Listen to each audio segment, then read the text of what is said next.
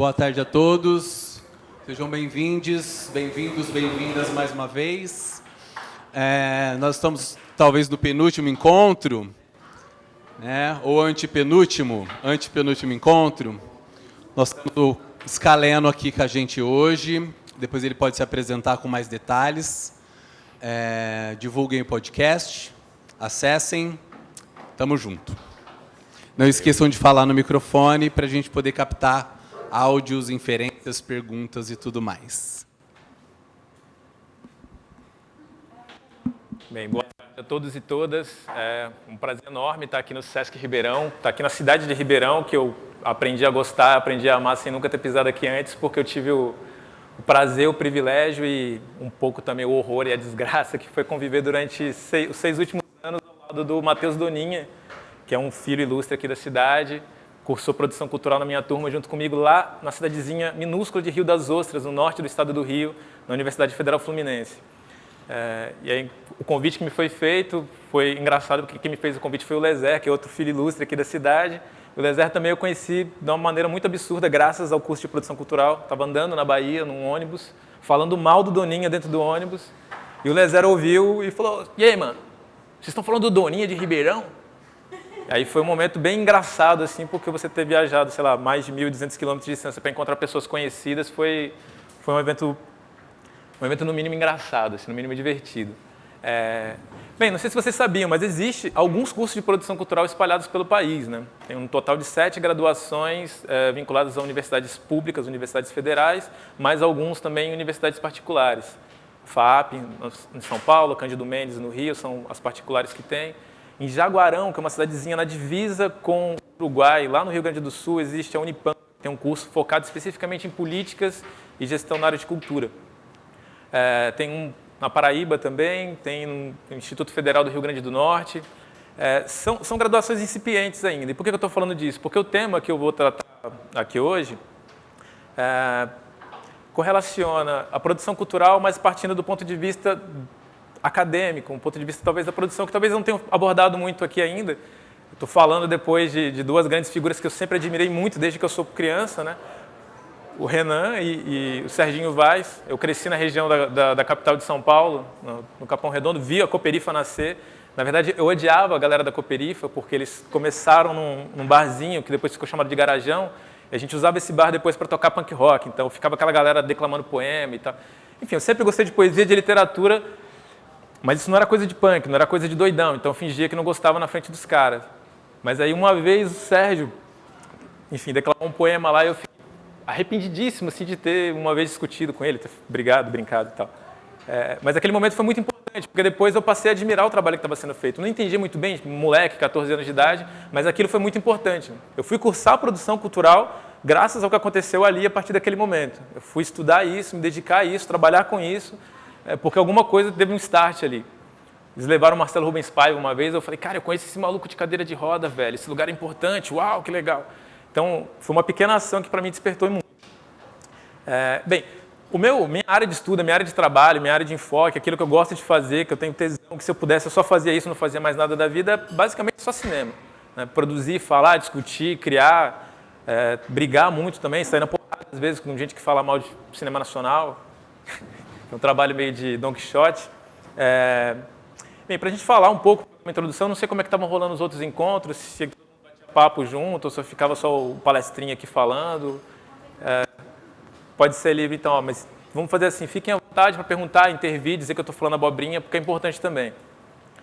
Da dinâmica também, de um bate-papo. Mas eu só queria fazer uma introdução, falando um pouco do panorama geral das políticas públicas para a área de cultura aqui no país, mas com um recorte bem específico, que é a partir do ano de 1994, né, o primeiro ano de governo do Fernando Henrique, a partir do momento quando é reestruturado o Ministério da Cultura. Ele havia sido extinto pelo governo Collor. Os incentivos dados à cultura de maneira direta ou indireta, eles quase desapareceram integralmente nesse período, no período anterior a 94, né? Ficou só uma lei que era um arremedo do que vem a ser o que é a Lei de Incentivo à Cultura hoje, que é mais conhecida como Lei Rouanet, apesar de ter havido uma modificação, um estardalhaço, um furdunço danado do atual ministro Osmar Terra, ministro da Cidadania, para a mudança do nome, substancialmente continua sendo os mesmos moldes do que já vinha sendo a Lei Rouanet. Bem, É importante pensar esse momento do Brasil, não só do Brasil, mas da América Latina como um todo, né? O que está acontecendo aqui é reflexo daquilo que já vinha acontecendo desde a década de 60, mundo afora, especificamente na Inglaterra e na França e muito nos Estados Unidos. Que é a ideia de que a cultura, as artes, elas já não eram mais um fim em si mesmas. Não é algo que serve só para a elevação do espírito humano, que seria a finalidade última da existência, né? Ou seja, eu trabalho, produzo alguma coisa, minha subsistência, tenho casa, comida, e depois eu tenho um tempo livre para fazer aquilo que eu bem entendo, né? Para aproveitar a vida da maneira como eu bem entendo, para trocar com os meus demais, para trocar com a sociedade que me cerca, criando ou fruindo aquilo que foi criado. Então isso já não serve mais de justificativa. Então, todo o aporte que era dado, toda a grana que era liberada, ou quase toda a grana que era liberada para esse tipo de produção, passa a ser enxugado. É quando começam a nascer essas políticas que nós chamamos hoje de neoliberais, que defendem que a cultura ela tinha que ter uma finalidade de produção e sobre isso. Então, tem esse momento quando acontece, não é a mesma coisa que gerar renda, e depois eu gostaria de falar sobre isso. Então, tem esse momento quando acontece a partir de 1900 que gerar renda, e depois eu gostaria de falar sobre isso.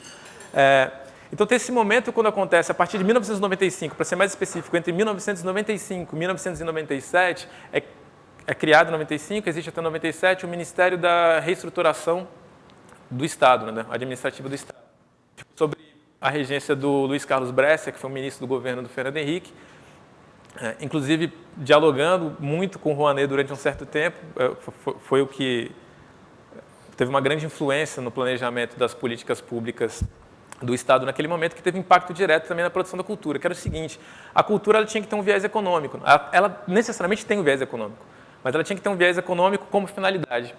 Então, você já não tem mais uma ideia de que é possível que eu dê dinheiro ou que eu financie a produção cultural sem que ela me dê um retorno financeiro, um retorno de receitas para o incremento da receita própria do Estado, né, do governo. Bem, então eu quero falar de um ponto que é bem importante. Mas por que então que a cultura, como se ela não fizesse parte, como se ela não compusesse já a economia, por que então há uma espécie de perseguição a partir desse momento? E que hoje a gente vê recrudescer, né? Qualquer um que acesse jornais, ou que acompanhou os últimos quiprocós antes das eleições de 2018, pôde acompanhar o ataque que constantemente o setor produtivo da cultura vinha recebendo, né? Uma velha ladainha que a gente escuta de que a gente vive de mamata, que a gente só sabe mamar nas tetas do governo, né, que o dinheiro liberado pela Rouanet, que era mais de R$1 trilhão, que era dado por Luan Santana fazer 10... Enfim, esse monte de absurdo que a gente ouviu e que não é embasado em absolutamente nada.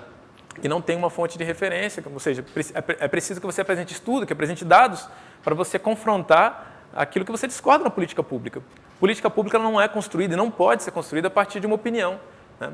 Tal qual, citando novamente o excelentíssimo senhor ministro Osmar Terra, ministro da Cidadania, estou citando ele porque o Ministério da Cidadania é o ministério dentro do qual está situada agora a Secretaria Especial da Cultura. O Ministério da Cultura ele deixa de existir, suas atribuições são transferidas para essa nova secretaria que foi criada dentro do âmbito desse ministério.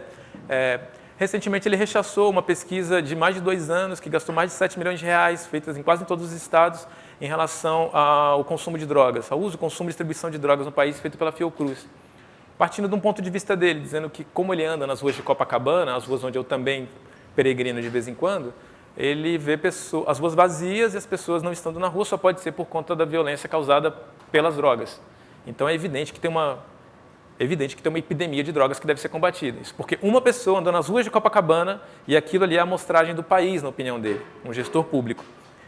Eu tendo a discordar do ministro, eu tendo a discordar porque, para que eu fale de políticas públicas, para que nós aqui pensemos e falemos de políticas públicas, é necessário que hajam dados, que hajam estudos, né? Eu não pude conversar com a galera aqui do SESC que desenvolveu esse projeto no qual esse ciclo de bate-papos, de palestras está embutido, mas eu tenho certeza que eles não tiraram do nada. Não estava todo mundo tomando água de coco sentado na calçada e falou, pô, e se a gente fizer um curso de produção cultural? Não é assim, né?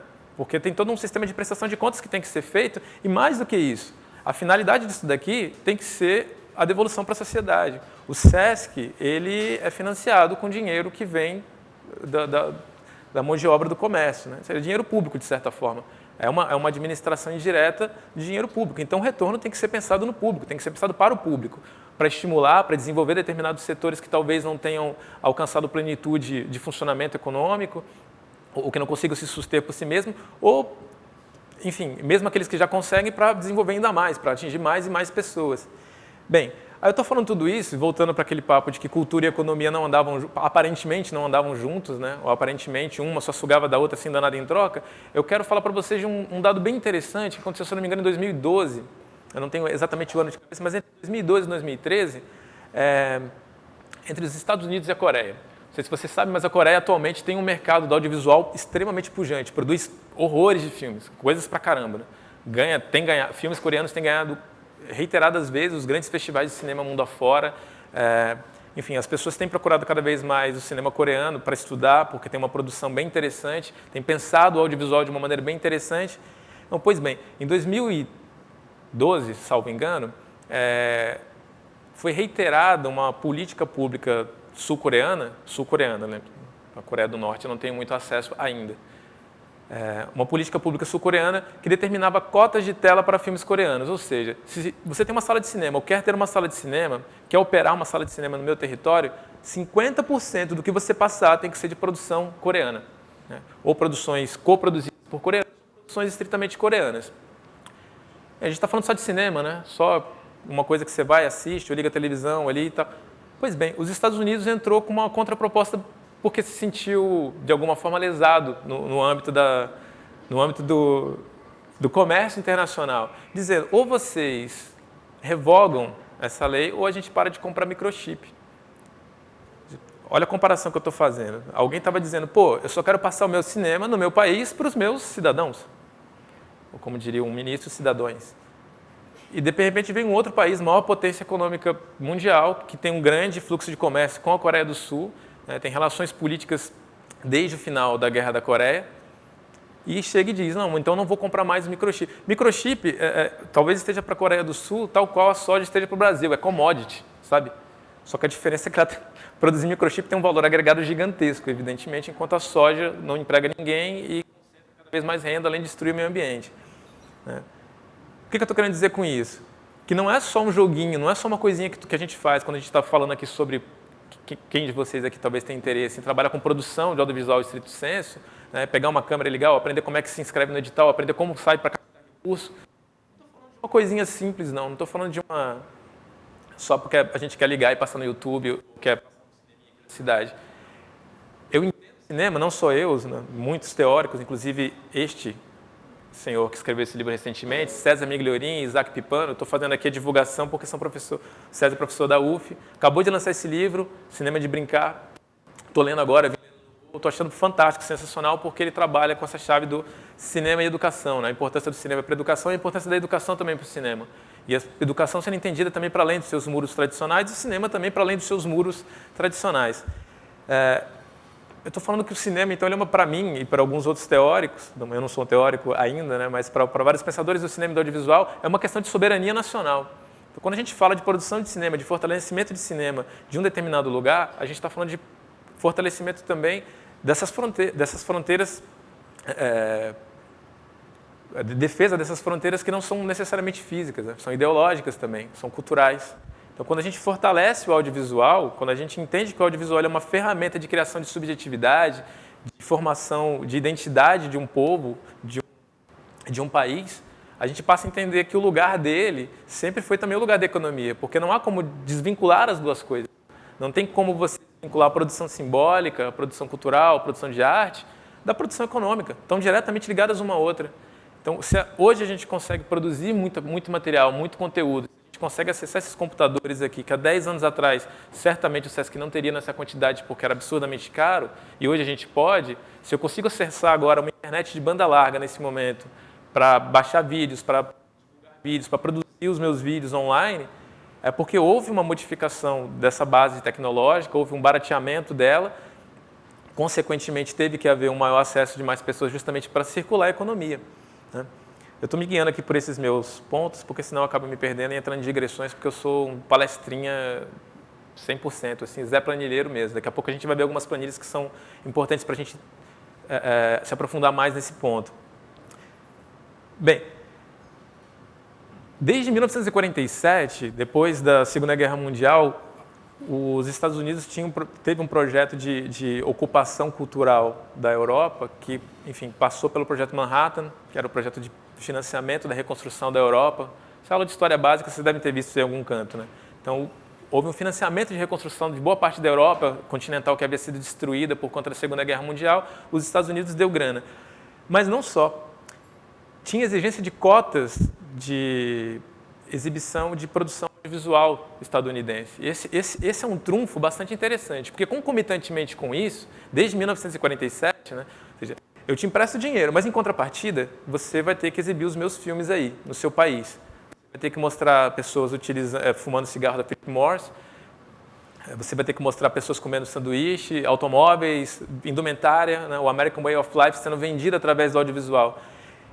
Em contrapartida, nos Estados Unidos aconteceu uma coisa que hoje os liberais americanos, ou boa parte dos liberais americanos, ou ignora de propósito para poder justificar uma certa defesa de um certo escopo do pensamento político liberal, da economia liberal, que foi o fato de ter havido durante quase 50 anos, uma política de cota de tela nos Estados Unidos que dizia que as TVs públicas abertas deviam exibir produções audiovisuais estadunidenses, produzidas nos Estados Unidos. Ou seja, você no seu país, na França, no Brasil, no caso na Europa, na Alemanha, você não pode exibir a sua produção, tem que exibir a minha, né? Porque eu defendo o livre mercado, então a gente está fazendo uma troca. Mas no meu país você não vai exibir a sua produção, não. No seu país eu vou exibir a minha. Bem, se você fizesse isso no Brasil há 50 anos atrás, a nossa situação hoje, evidentemente, que seria radicalmente outra no âmbito do audiovisual, das produções audiovisuais. Só um minutinho, porque o noob aqui que trabalha com isso está dando problema.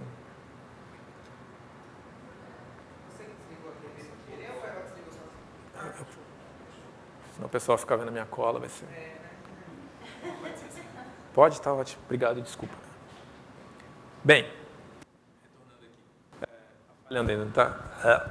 Tá pegando agora? Faço dublagem de novo nos trechos. Não tem problema, não.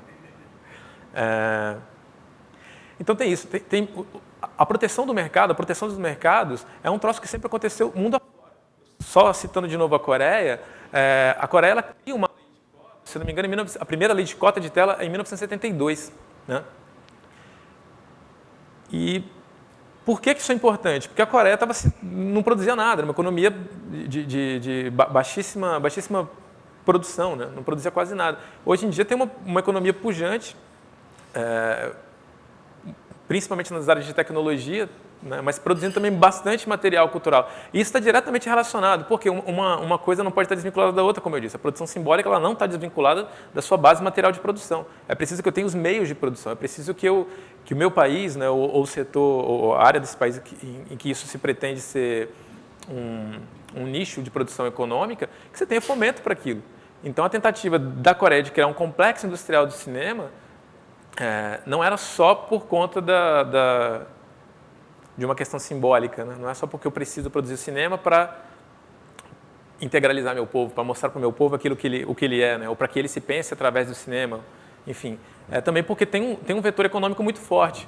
Era um mecanismo de enriquecimento da economia daquele país naquele momento.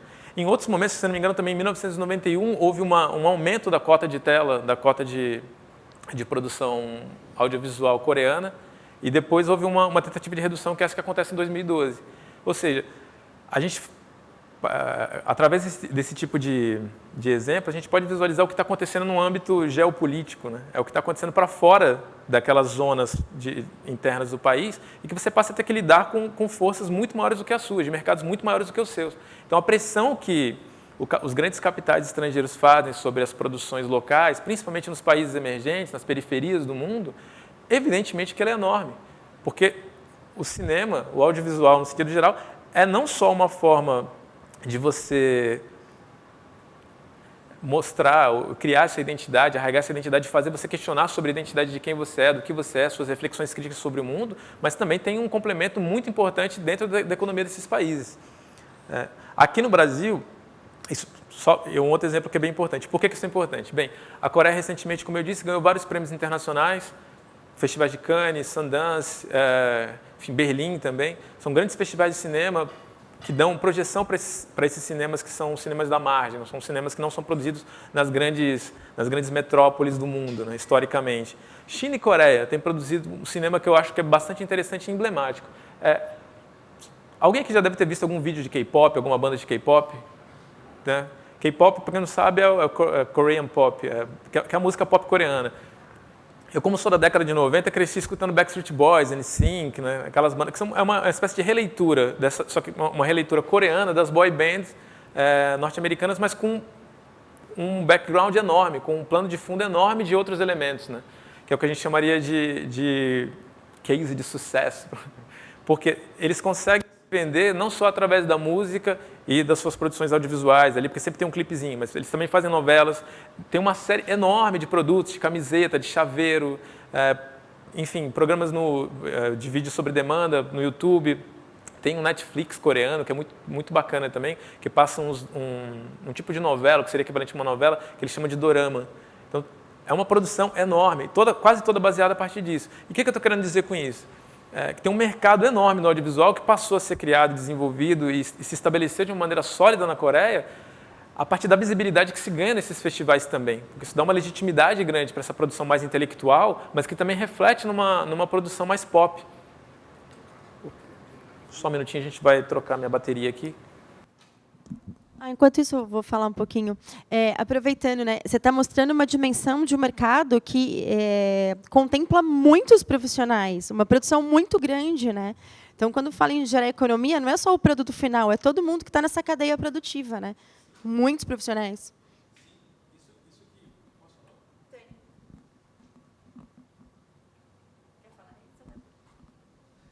A gente não vai perdendo tempo no podcast. Vamos lá. Foi. Voltou, obrigado. Então, isso que a Tânia falou é extremamente importante. Vou até abordar mais à frente mais um pouco, mas quando a gente está falando do audiovisual, eu não estou falando só do cara que vai captar o dinheiro, que é, né, a figura de quem está aqui trabalhando com produção. É a nossa de ser produtor de set, de ir atrás de câmera, de equipamento, não é o cara que é produtor de ator, também não é só do ator, não é só do diretor, ou seja, eu sou só das profissões ou das funções que estão diretamente ligadas à produção em si.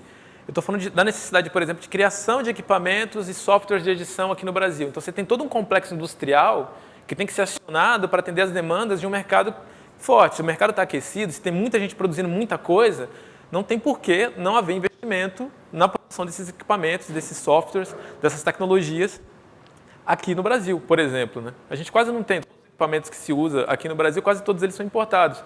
Eu nem vou dizer de que país, né? Não precisa nem dizer que boa parte vem da Coreia, que uma outra boa parte vem da China, que uma outra boa parte vem do Japão. Ou seja, esses países investiram nisso porque sabiam que tinha um potencial nesse mercado enorme. Eu vim do Rio, né? Moro em Niterói, estava vindo para cá e assim que eu tomo o avião tem uma coisa que é engraçada, porque dá para ver o porto do Rio e os guinchos, todos muito bonitos. Eu sempre achei a paisagem ali da série do Rio muito bonita. E aí tinha os caminhões que estavam chegando com grãos, né, depositando soja para exportação. Eu nem sei porque estava saindo soja do Porto do Rio, enfim, logisticamente não faz o menor sentido, mas... Aí eu fiquei olhando aquilo e fiquei pensando, pô, cara, a gente... reiteradas vezes, em reiterados momentos históricos do Brasil, parece que tentam reduzir a gente a só um fazendão, sabe? Um enorme campo de garimpo onde se mata preto.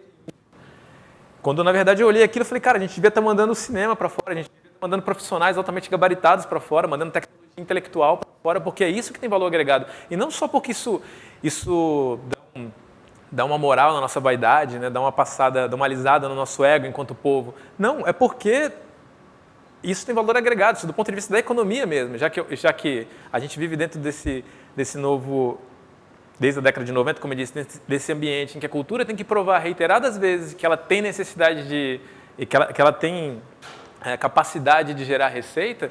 Então a gente chega com dados, com números e apresenta falando, então está aqui, ó. Se você investe no mercado criativo, que justamente nos momentos de recessão é o que salva as economias, né, é o que não para de crescer, vide a crise de 2008, 2007, 2008, que começou nos Estados Unidos, se espraiou pelo mundo afora. O audiovisual era o único setor que continuava crescendo nos Estados Unidos, mas disparadamente, sólido, entende? Porque consegue se manter. Né? Então, você sempre vai ter um mercado cada vez mais sedento, querendo mais produções. Quem assiste uma série geralmente não vai querer assistir ela de novo, quem assistir um filme não assiste de novo, quem joga um videogame não vai querer jogar aquele mesmo videogame de novo, zerar de novo, se você não tiver coisas novas sendo produzidas. Então, é uma demanda muito grande por isso. Do ponto de vista simbólico, evidentemente que ela se sustenta porque eu acredito profundamente nisso, né? Não acredito que nós, a espécie humana, exista para absolutamente mais nada que não essa, de gozar a vida, de produzir cada vez mais e mais frutos artísticos, intelectuais, porque eu acho que esse é o grande barato de estar vivo, sabe? Não desgastar as nossas vidas continuamente só num trabalho do qual a gente não pode usufruir dos frutos, mas produzir coisas que sejam engrandecedoras, né? Eu acredito nessa mitologia ainda que a gente inventou há muitos milênios atrás, mas para mim faz um sentido muito profundo. E eu estou batendo nessa tecla sempre de fomentar, de criar, de ter acesso a dados, a informações para fundamentar o nosso ponto de vista e fundamentar a nossa maneira de produzir, de pensar a cultura, especificamente o audiovisual, porque reiteradas vezes é isso que acontece. Quando a gente apresenta um projeto para captar recursos, a gente precisa embasar aquilo. A gente não pode chegar só dizendo que no meu projeto é muito bom, meu filme vai ser o melhor de todos, minha série aqui para TV nunca foi pensada antes. Tá, mas e aí? Eu sou o cara do dinheiro, você precisa provar que você vai me dar mais dinheiro se eu der dinheiro para você.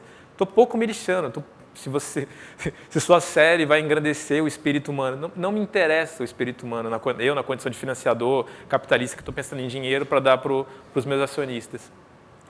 Então, o audiovisual, talvez mais do que qualquer outra arte, do que qualquer outra área, vive nesse momento híbrido, nesse miolo, sempre viveu, né? Mas vive nesse meio termo de ter que produzir, se ver obrigado a se vender enquanto mercadoria, mas ao mesmo tempo de ter que produzir algo que seja extremamente refinado, né?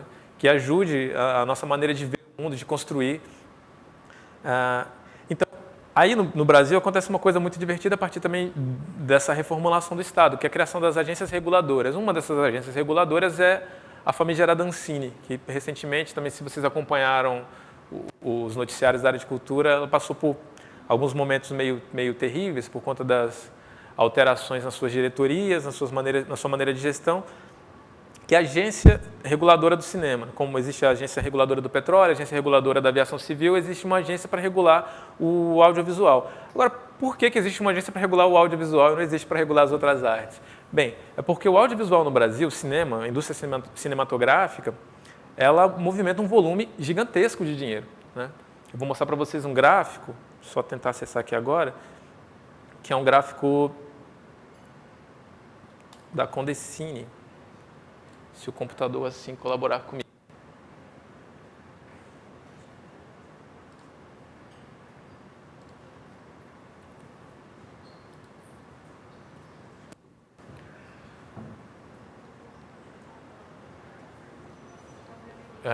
Será que a TV desligou?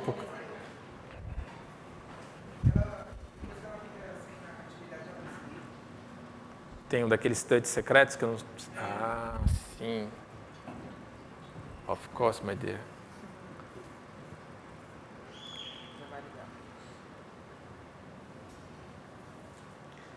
Então, como eu falei para vocês, eu sou um Zé Planilhinha mesmo, porque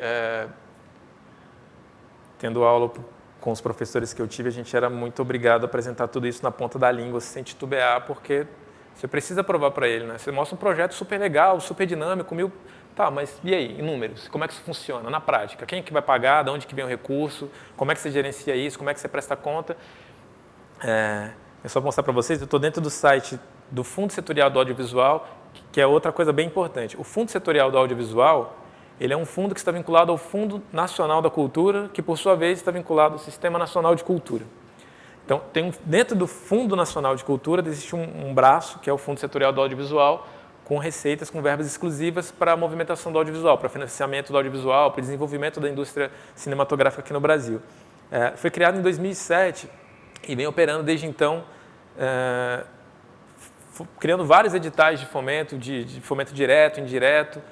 E aí eu quero mostrar para vocês uns dados que mostram, como é importante, nosso tema aqui basicamente era para falar sobre produção independente. Por enquanto eu estou falando só um panorama geral sobre políticas públicas para a área do audiovisual, porque no Brasil, por mais independente que o cinema seja, ou que eles propõem a ser, acaba tendo algum grau de dependência ainda dessas políticas públicas de Estado.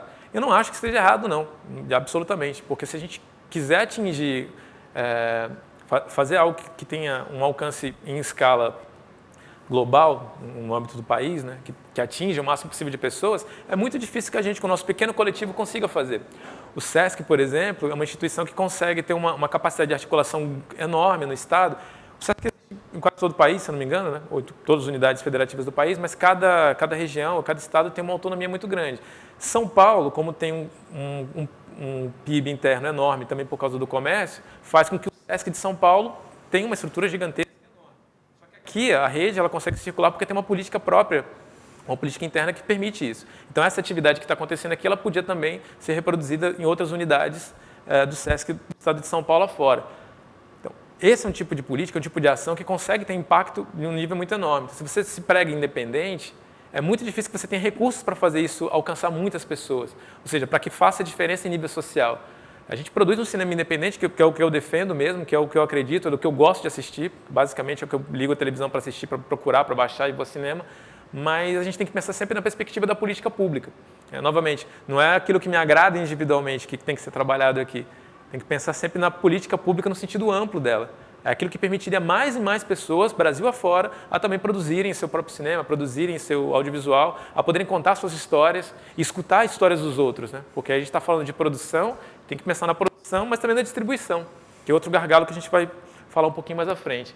Bem, voltando para essa planilha, estou dentro do site aqui, né, da FSA, começa com a dotação orçamentária de 37 milhões, quase 38 milhões aqui em 2007. Se vocês forem reparar os valores, eles dão um salto gigantesco, né? De 37 milhões, num determinado ano aqui, vou ter um valor enorme. Cadê? 2014, que vai para mais de 1 bilhão. O fundo setorial, ele é financiado, tem várias fontes de financiamento, várias fontes de receita para ele, mas basicamente a principal é o Condecine, que é um imposto, uma contribuição que existe sobre a veiculação, distribuição, produção de obras cinematográficas de nível comercial. Então, sei lá, novelas, comerciais de TV, filme que entra no Brasil para ser distribuído, para ser exibido, que seja estrangeiro. O que vocês puderem imaginar da área de audiovisual, quase tudo incide o Condecine. E parte desse valor vai para a composição do fundo setorial do audiovisual. Note, esse é o ponto que eu quero chamar a atenção. Daqui para cá dobra, né? Você percebe que houve quase mais que o dobro.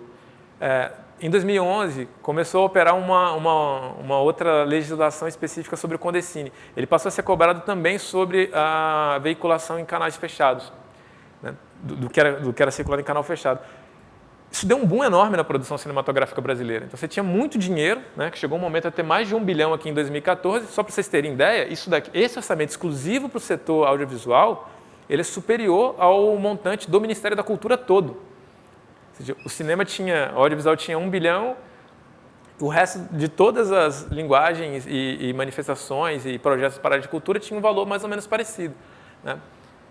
Pode parecer muito se a gente for comparar com esse valor que restava para o resto da cultura, mas se a gente for colocar em escala, ambas as fontes de financiamento eram irrisórias, né? É muito pouca grana para você dinamizar o setor da economia criativa, o setor da cultura num país, num país do tamanho do Brasil. Então, deixa eu só voltar aqui para o meu guia.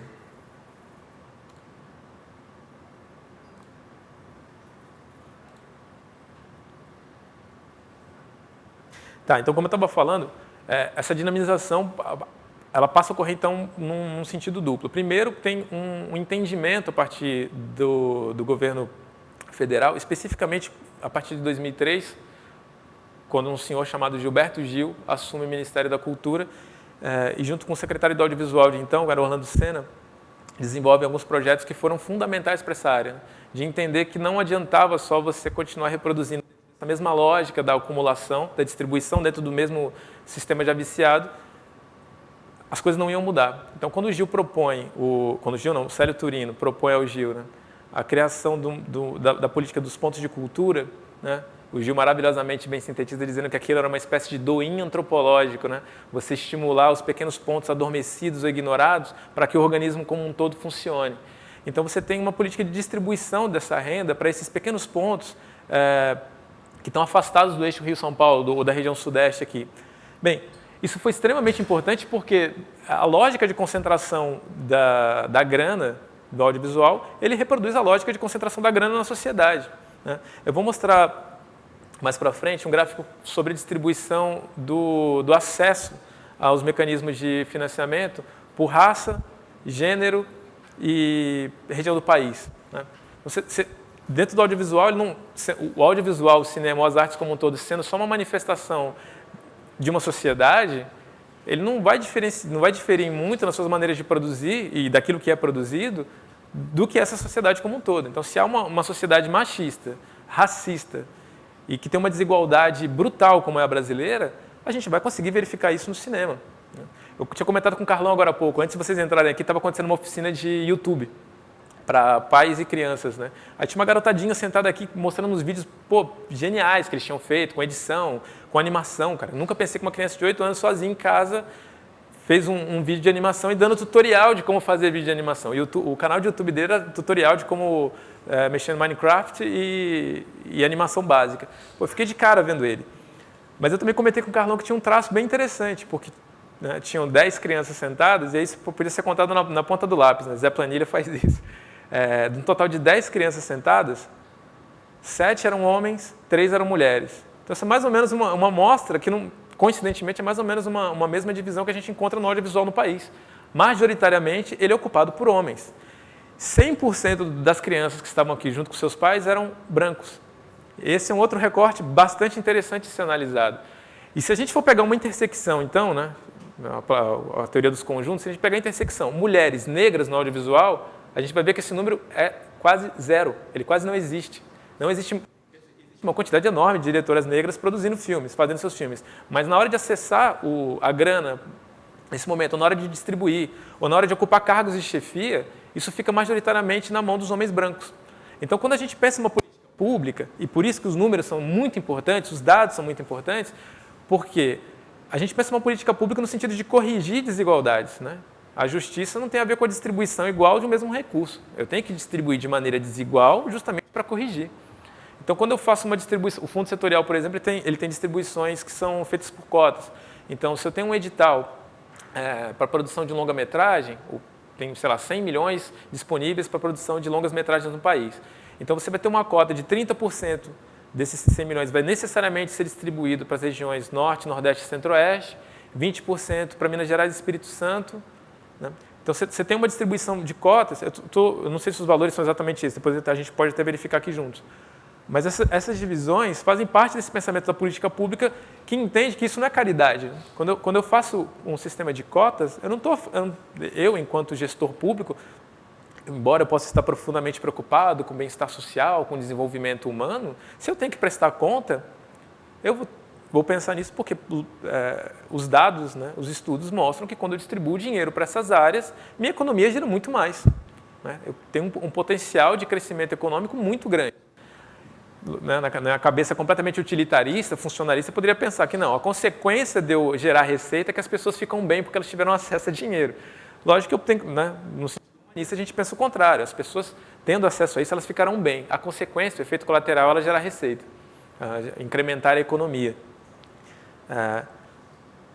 Bem, então esse barateamento, por outro lado também que acontece nas tecnologias, o acesso que acaba acontecendo, embora ele ainda seja muito desigual, é incomparável nossa capacidade de acesso aqui na região do Sudeste a equipamentos, tecnologias principalmente, né? Não é só o barateamento, mas o acesso à tecnologia, saber como usá-lo, ainda é muito desigual no país, ainda é muito desigual entre mulheres e homens, é desigual entre negros e brancos, mas não se pode negar que esse barateamento causou uma coisa extraordinária. O fato dessas populações periféricas ou marginalizadas terem acesso a isso modificou muito a cara do audiovisual. Eu estava lendo um artigo agora há pouco, antes de vocês chegarem, discordando do rapaz que havia escrito. Ele dizia que a periferia passou a ser mostrada de uma outra forma a partir da possibilidade de filmagem, né? Bem, eu não acredito só que a periferia passou a ser mostrada de uma outra forma, ela também passou a ser criadora de outras formas. Então você não tem mais só a favela, como acontecia no começo dos anos 2000, dezenas de filmes borbulhando sobre marginalidade, sobre a favela, sobre a pobreza, sobre as periferias, tratando a periferia como objeto, tratando a periferia como objeto cinematográfico, um objeto de trabalho ali, como cenário ou como personagem. A periferia ela passa a ser produtora também, passa a mostrar novas formas de ver e de entender o mundo. O funk, por exemplo, e todo o mercado que o funk gira no Rio de Janeiro, um grande exemplo, e aqui em São Paulo também, é uma prova viva disso. É um case de sucesso vinculado ao funk, é o Condzilla. Quem nunca viu um clipe dele, por favor, procure. Eles são de casa para todos vocês. Assistir os clipes do Condzilla.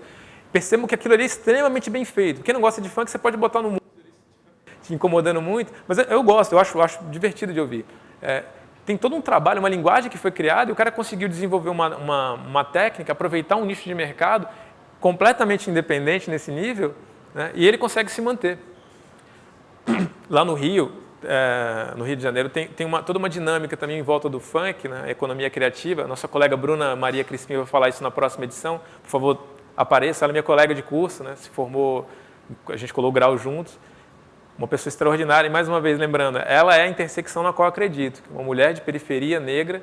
Então, se tem alguém que entende de estratégia de sobrevivência nesse mundo, são essas mulheres. A gente tem que aprender com elas, tem que olhar o que elas estão fazendo. Né? Então, o funk no Rio ele tem toda uma dinâmica extraordinária na economia a partir de uma coisa que a gente ignora, o que é marginalizado. E que, reiteradas vezes, é atacado como se aquilo fosse uma espécie de crime. Né? Tem um documentário que saiu recentemente, 2016, se não me engano, chama-se Deixa na Régua. Fala sobre os cortes de cabelo feitos por cabeleireiros das favelas do Rio e como aquilo é um dos elementos que movimenta toda uma rede de economia, uma rede simbólica muito importante. A molecada, antes de ir para o baile, né, necessariamente tem que cortar o cabelo, porque você não vai feio para o baile. Então, Deixa na Régua é um tipo de corte que você faz para deixar com os risquinhos certinho e tal. Tem o corte do Jaca, que ficou famoso porque era um corte feito na favela do Jacaré, então as pessoas conseguiam se identificar a partir de um elemento visual, estético. Né? Então, se o baile é na quarta-feira, você tem filas enormes nas quartas-feiras na frente desses cabeleireiros de bairro, e um fica desafiando o outro para ver quem é o melhor. Né? Então, não tem só uma questão estética ali, tem uma questão ética, tem uma questão econômica. Então, você tem 1000 dimensões a partir de um ponto fulcral central, que é o funk. E, como a gente diz, né, lá no Rio, quem vive no asfalto não consegue enxergar isso nessa dimensão.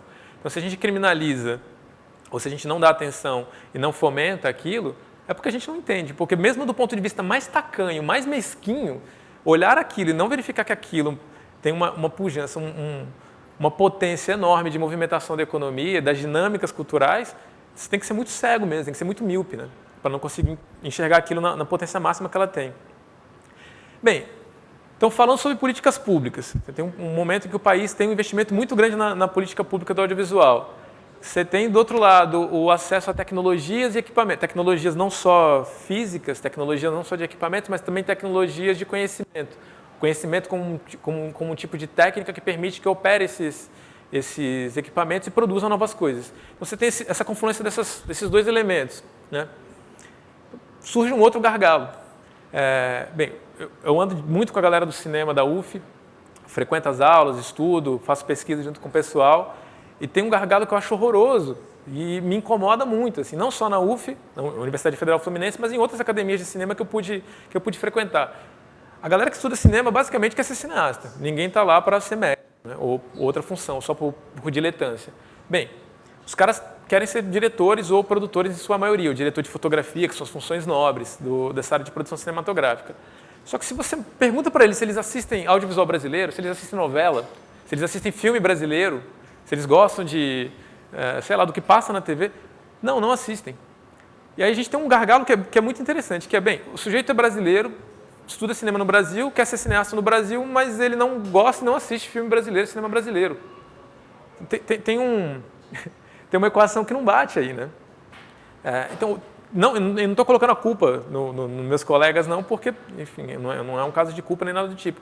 É porque talvez o outro gargalo que existe seja justamente o da distribuição. Esse gargalo da distribuição é algo terrível. Recentemente teve uma coisa que foi, no mínimo, para dizer no mínimo, foi criminosa, né? O que aconteceu. 90% das salas de cinema no país, das 3.800 e poucas salas de cinema no país, existem pouquíssimas salas de cinema registradas na Ancine. Esse número que eu estou dando é o número da Ancine. Dessas 3.000 salas, quase 4.000 salas, 90% delas foi ocupada por um único filme durante um tempo. Né? Os Vingadores, o Ultimato, que chegou aqui no Brasil e conseguiu fazer algo impensável. Eu digo impensável porque não há registro de que isso tenha acontecido desde a origem do cinema até hoje, como aconteceu num país do tamanho do Brasil. Em escala, isso nunca aconteceu antes. E outra, isso jamais aconteceria nos Estados Unidos, por exemplo. Há uma política de proteção que proibiria que um único filme ocupasse tantas salas. Você quebra o mercado. Você precisa ter diversidade justamente para fomentar outras linhas. Que dirá um filme estrangeiro.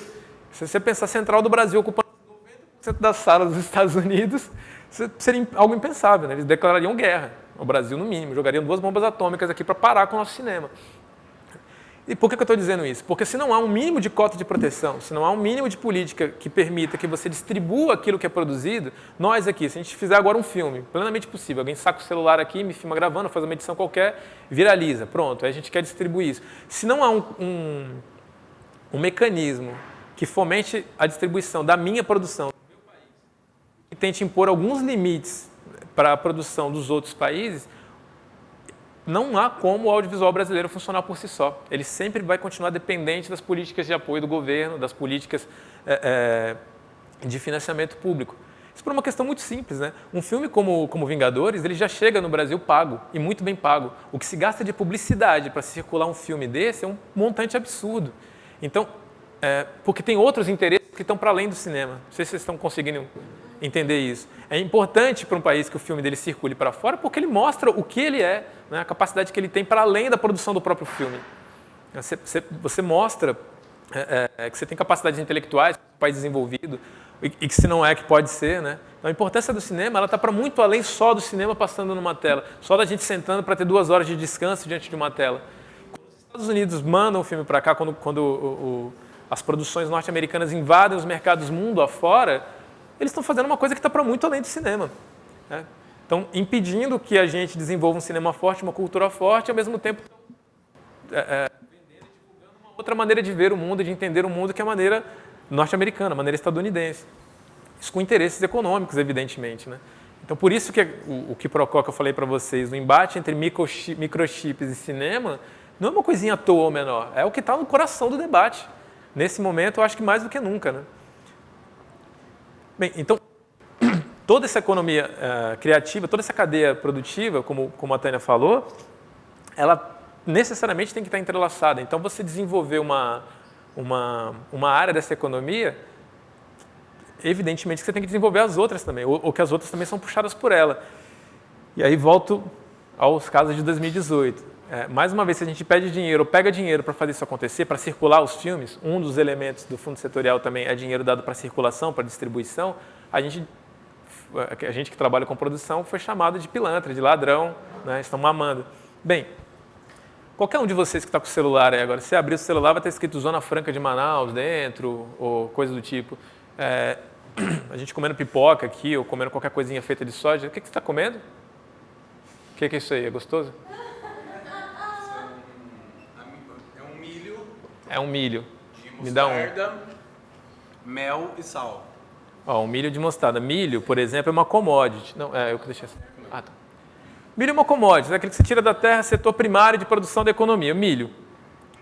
Quando você compra um saco de milho, não vem escrito lá, este produto foi apoiado pelo Ministério da Agricultura com isenção de cobranças de multas milionárias que o agronegócio devia porque jogou agrotóxico demais. Não vem, você não vai ver isso escrito. Agora, o SESC, quando está fazendo essa atividade aqui, vai ter que botar em 1 trilhão de lugares, 1 trilhão de carimbos dizendo que tem apoio do governo estadual, que tem o apoio de tal linha de financiamento, de tal área do governo, né? A área da cultura ela tem que fazer isso nos editais, na hora de prestação de contas, você tem que colocar carimbo em tudo. Você vai assistir qualquer filme brasileiro, qualquer filme patrocinado ou financiado pelo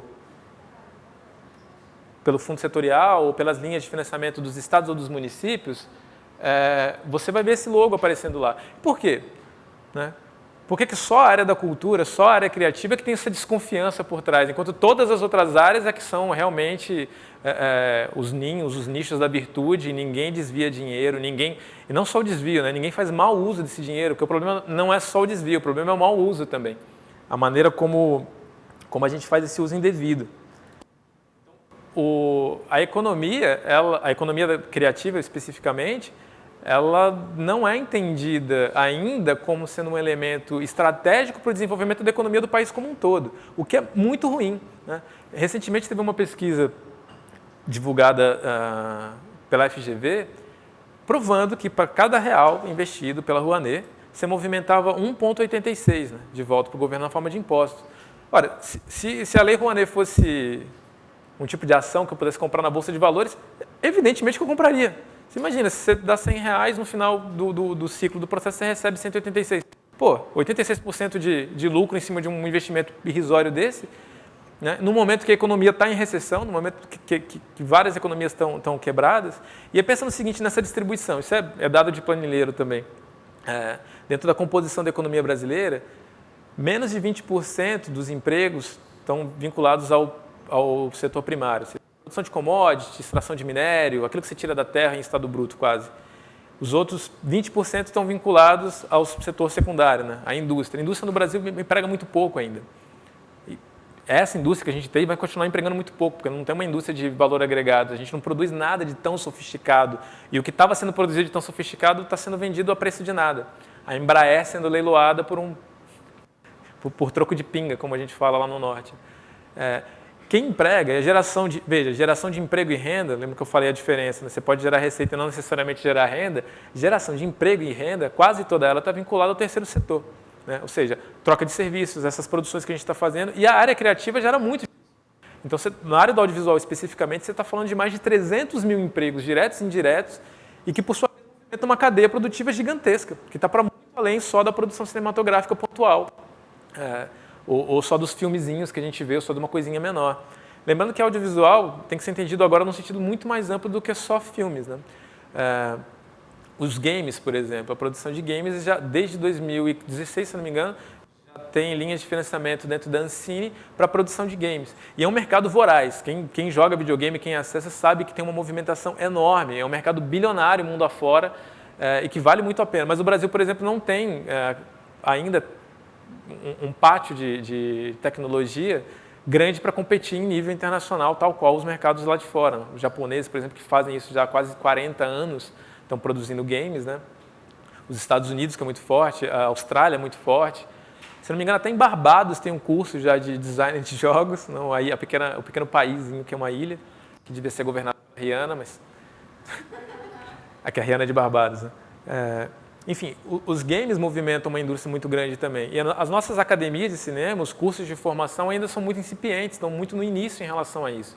Então, é outra área que poderia ser pensada, inclusive porque eu que gosto muito de games, eu que jogo bastante, me interesso bastante, nunca conheci ninguém que trabalhasse assim. Ou, quer dizer, passei a conhecer depois que comecei a trabalhar mais intimamente. Mas até então não era nenhuma profissão que eu sabia que era profissão, né? A gente joga imaginando que aquilo é Deus que cria, assim, ou nasce da terra o jogo, né? A gente não imagina que tem um pátio tecnológico, industrial por trás daquilo que é gigantesco, que emprega muito, que movimenta muita economia. E é algo que nunca para, né? Você pode pensar que a cada semestre, a cada semana, está lançando centenas de jogos novos e tem mercado para isso, tem demanda para isso.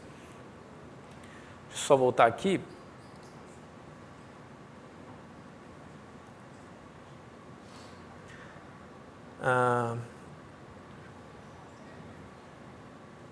Bem, vocês estão muito quietos, eu gostaria que vocês falassem também, me interrompessem, perguntassem mais coisas. Deixa eu só... Tá, então, aí falando sobre esse lance da diversidade como campo de trabalho. Bem, como aqui a gente tem dificuldade ainda, falando aqui nós, nível independente, Ribeirão Preto, que por enquanto ainda não é um grande polo cinematográfico, não é um grande polo de produção cinematográfica, embora tenham várias pessoas aqui da cidade. Já conhecem o Anderson Lima, que é um diretor aqui da cidade? Estava no espaço de brincar até 2, 3 horas atrás. Pô, perdi de falar com ele. Meu grande amigo Anderson Lima, um excepcional cineasta aqui da cidade, fez, enfim, dezenas de curtas-metragens, filmes maravilhosos, trabalha com a intersecção também de cinema e educação, produziu bastante coisa de forma independente, mas uma vez, numa conversa com ele, a gente fez um cineclube lá em Rio das Ostras, convidou ele para exibir alguns curtas dele. A Rua é Pública, que é um curta maravilhoso, tem no Vimeo. Vocês entram no canal dele no Vimeo, Anderson Lima, enfim, vale a pena. Procurem, ó, lição de casa também, outra. Procurar vídeos do Anderson Lima, filho ilustre da cidade de Ribeirão Preto. Turma da Goiaba. Turma da Goiaba. Os Quatro Elementos também, que é outro filme dele muito bom. Enfim, num bate-papo que aconteceu uns 4 anos atrás, no cineclube que eu fiz que a gente fez lá em Rio das Ostras, nossa República, a gente fez na nossa casa um centro cultural também, a gente falava justamente dessa dificuldade, quando você produz algo e tem dificuldade de fazer esse algo circular, né? E a gente está falando de várias linguagens diferentes que têm essa dificuldade. Então, quando a gente fala de algo independente que dá certo, tem que pensar que independente é esse e o que dá certo é esse. O case de sucesso independente que eu poderia citar para vocês, que é maravilhoso do ponto de vista que deu certo, a gente falou agora há pouco, eu falei mais cedo com o Carlão, são os irmãos Neto, Felipe Neto. O cara independente conseguiu ficar milionário com um canal de YouTube fazendo. Encontrou um nicho, encontrou uma linguagem, acertou na veia. Mas o Felipe Neto é justamente a regra que explica, aliás, a exceção que explica a regra, né? Porque não tem como você saturar o mercado só com isso. Não dá para fazer só desse jeito, dessa maneira. Então, se você não pensar isso estrategicamente, como eu falei, que dê para englobar muitas coisas ao mesmo tempo, né, um país todo ao mesmo tempo, fica muito difícil de você conseguir desenvolver essa cadeia produtiva, que permitiria que cada um de nós aqui também fizesse suas próprias produções, né? Estava brincando hoje cedo, conversando com um amigo, a gente estava conversando sobre o sucesso dos filmes brasileiros nos festivais internacionais também, né? Não sei se vocês acompanharam, mas 2 filmes brasileiros ganharam prêmios importantes no Festival de Cannes, do Guilherme, do Kleber Mendonça Filho e do Karim Anus. É muito importante porque eles são vitrines, né? Mostra que o audiovisual brasileiro ele é importante, está produzindo coisas legais e tal. Só que, bem, para nós aqui, eu acho que nesse momento ficaria um pouco difícil a gente fazer uma coisa tão extraordinária a ponto de a gente ganhar um grande prêmio internacional. Mas entre ganhar um prêmio internacional e morrer de fome trabalhando com audiovisual, eu acho que tem um entremeio no qual a gente pode trabalhar, tem uma margem no qual a gente pode trabalhar. Que eu acho que é isso que, quando a gente fala de independente, mais ou menos nisso que a gente está focando. Então, você tem várias possibilidades de linguagens diferentes com as quais a gente pode trabalhar que são extremamente importantes de serem desenvolvidas, né? Música na intersecção com videoclipe, roteiros e narrativas para jogos. E aí você tem todo um pensamento de transmídia. O que você faz a partir do jogo? Você pode desenvolver um outro filme, ou você pode desenvolver linhas de brinquedos, ou, enfim, estruturas interativas, né? Esse tipo de elemento mostra que o audiovisual é uma possibilidade de mercado de trabalho também para o jovem de periferia, também para a pequena produção independente, porque você não depende de um grande mercado para se sustentar. Você tem uma dinamização local. Deixa eu mostrar para vocês agora, deixa eu só achar onde está. Aqui. Isso aqui é muito importante. Eu gostaria que vocês olhassem, eu posso passar depois o link. É um troço bem colorido, bem bonito. Isso daqui é uma pesquisa que foi encomendada pelo Ministério da Cultura, feito em 2017, ela foi concluída em 2018, foi lançada em 2018. Esse site foi feito pelo João Leiva. João Leiva é um cara que trabalha com a área de pesquisa de cultura e esporte, que é bacana também. Tem tem página no Facebook, é legal seguir. Isso daqui foi João Leiva, J. Leiva, L-E-I-V-A. Esse site, cara, é uma das coisas mais legais que eu já vi, que eu já vi acontecer para a área de dados da cultura, né? Embora, novamente, os números eles têm que ser interpretados sempre a partir de um ponto de vista. Então, qualquer coisa que a gente trabalha, esses dados, por exemplo, que eu mostrei para vocês da Ancine, pode só olhar aqui e dizer, nossa, teve um boom aqui, que legal, né? Alguém resolveu dar mais dinheiro para o audiovisual. Não, isso foi por conta de política pública, que a partir daquele momento fez com que incidisse impostos sobre as TVs fechadas, e essa incidência só passou a acontecer porque houve uma organização do setor audiovisual, porque houve muita cobrança, muita protesto para que aquilo acontecesse. Então, se a gente olha só a frieza do número, ele não diz absolutamente nada, né? Cabe a quem pensa política pública, principalmente na área de cultura, fazer essa interpretação à luz do mundo real, descendo para conversar com as pessoas, vindo em cada nichozinho, em cada organização de bairro, em cada cineclube, verificar o que está acontecendo, né? Que, lógico, demanda um trabalho enorme, que foi basicamente isso que foi feito aqui. Esse trabalho ele foi feito em 12 capitais do Brasil, atingiu mais ou menos 36 milhões... Atualizou só. Atingiu mais ou menos 36 milhões de pessoas sobre os hábitos de consumo, os hábitos culturais dessas pessoas. E aí tem uns dados extraordinários aqui, ó. Cada bolinha dessa que vocês estão vendo são relativas a uma das capitais. E aqui embaixo, estão conseguindo ver esses filtros? Dá para vocês colocarem o filtro que vocês quiserem para verificar qual que é a taxa de acesso pelo filtro desejado. Vou só jogar um aqui para a gente fazer um teste. Ó. Vamos colocar sexo feminino. Oi. Tem uma relação com o site Mapas da Cultura, do Ministério da Cultura também, esses dados, ou não? Não, não tem uma relação. Inclusive, o mapa do site do Ministério da Cultura está bem desatualizado. Né? Esse daqui está um pouco mais atualizado, porque ele é de 2018. Lembrando, é um levantamento que foi feito nas capitais, incluindo também as suas periferias. Então, dá para a gente ter mais ou menos uma amostra, né? Embora não contemple todo o país, dá para a gente ter mais ou menos uma amostra enquanto mecanismo de consulta. Ou enquanto ferramenta. Veja, essa base, esse sistema, o site, da maneira como ele está criado, ele poderia ser replicado aqui em Ribeirão Preto exclusivamente. Você poderia fazer exatamente o que foi feito aqui só com Ribeirão Preto. Essa plataforma, se eu não me engano, ela pode ser comprada. Então, caberia uma cobrança aqui dos queridos munícipes de Ribeirão Preto junto ao poder público para que ferramentas desse tipo fossem desenvolvidas para que vocês, futuros produtores ou já produtores culturais, ou, enfim, cidadãos interessados na cultura do município, pudesse ter acesso a esses dados, porque é extremamente importante. Aliás, o gestor público sequer devia começar a pensar em fazer qualquer coisa se ele não tem acesso a isso, se ele não tem acesso aos dados reais. Porque senão fica uma coisa populista, assim, vou construir um teatro aqui. Tá, cara, mas e aí? Quem demanda mesmo teatro? O teatro, nesse momento, é o mais importante, né? Ou vou construir uma sala de cinema. Beleza, tem demanda para isso? É isso mesmo que está precisando? Você conversou com quem? Você viu onde? Né? Então, isso daqui ajuda a gente a pensar nisso. Então, só para mostrar, fiz aqui joguei o primeiro filtro, feminino, faixa etária, de 16 a 24 anos. Desculpe, estou usando o Internet Explorer, por isso a lentidão, perdão. Vou colocar ensino superior. Vou colocar não tem filhos. E vou colocar que essa pessoa hipotética, este grupo hipotético é só de brancos. Pronto. Esses aqui são os dados, olha só, essa linha que aparece aqui no meio é a linha média. Né? Então, em livros, a linha média está em 68%.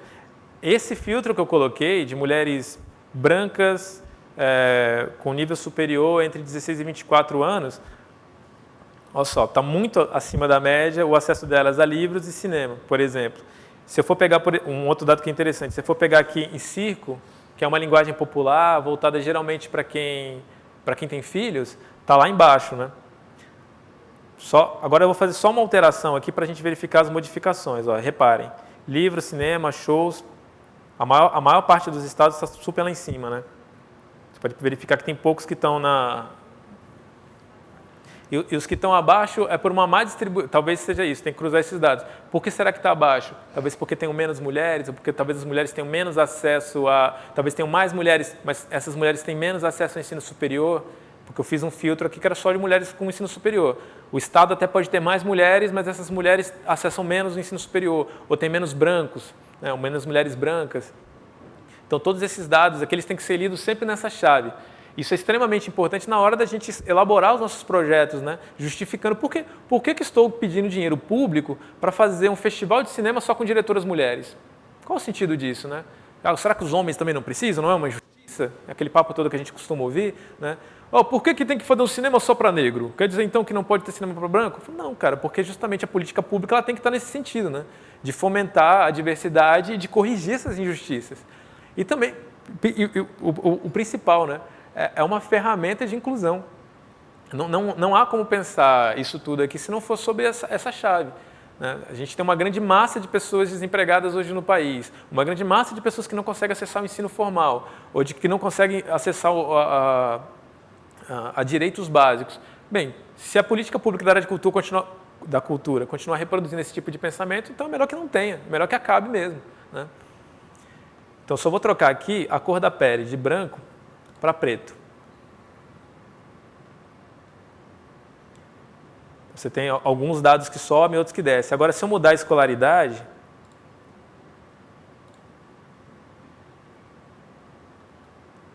já dá uma diminuída em vários outros pontos. Então, você tem sempre esse cruzamento de dados que é bem interessante. Quando essa pesquisa ela foi lançada, eu lembro que a chamada que saiu na Folha de São Paulo foi... o brasileiro procura mais, de todas as atividades culturais, o brasileiro procura mais o cinema.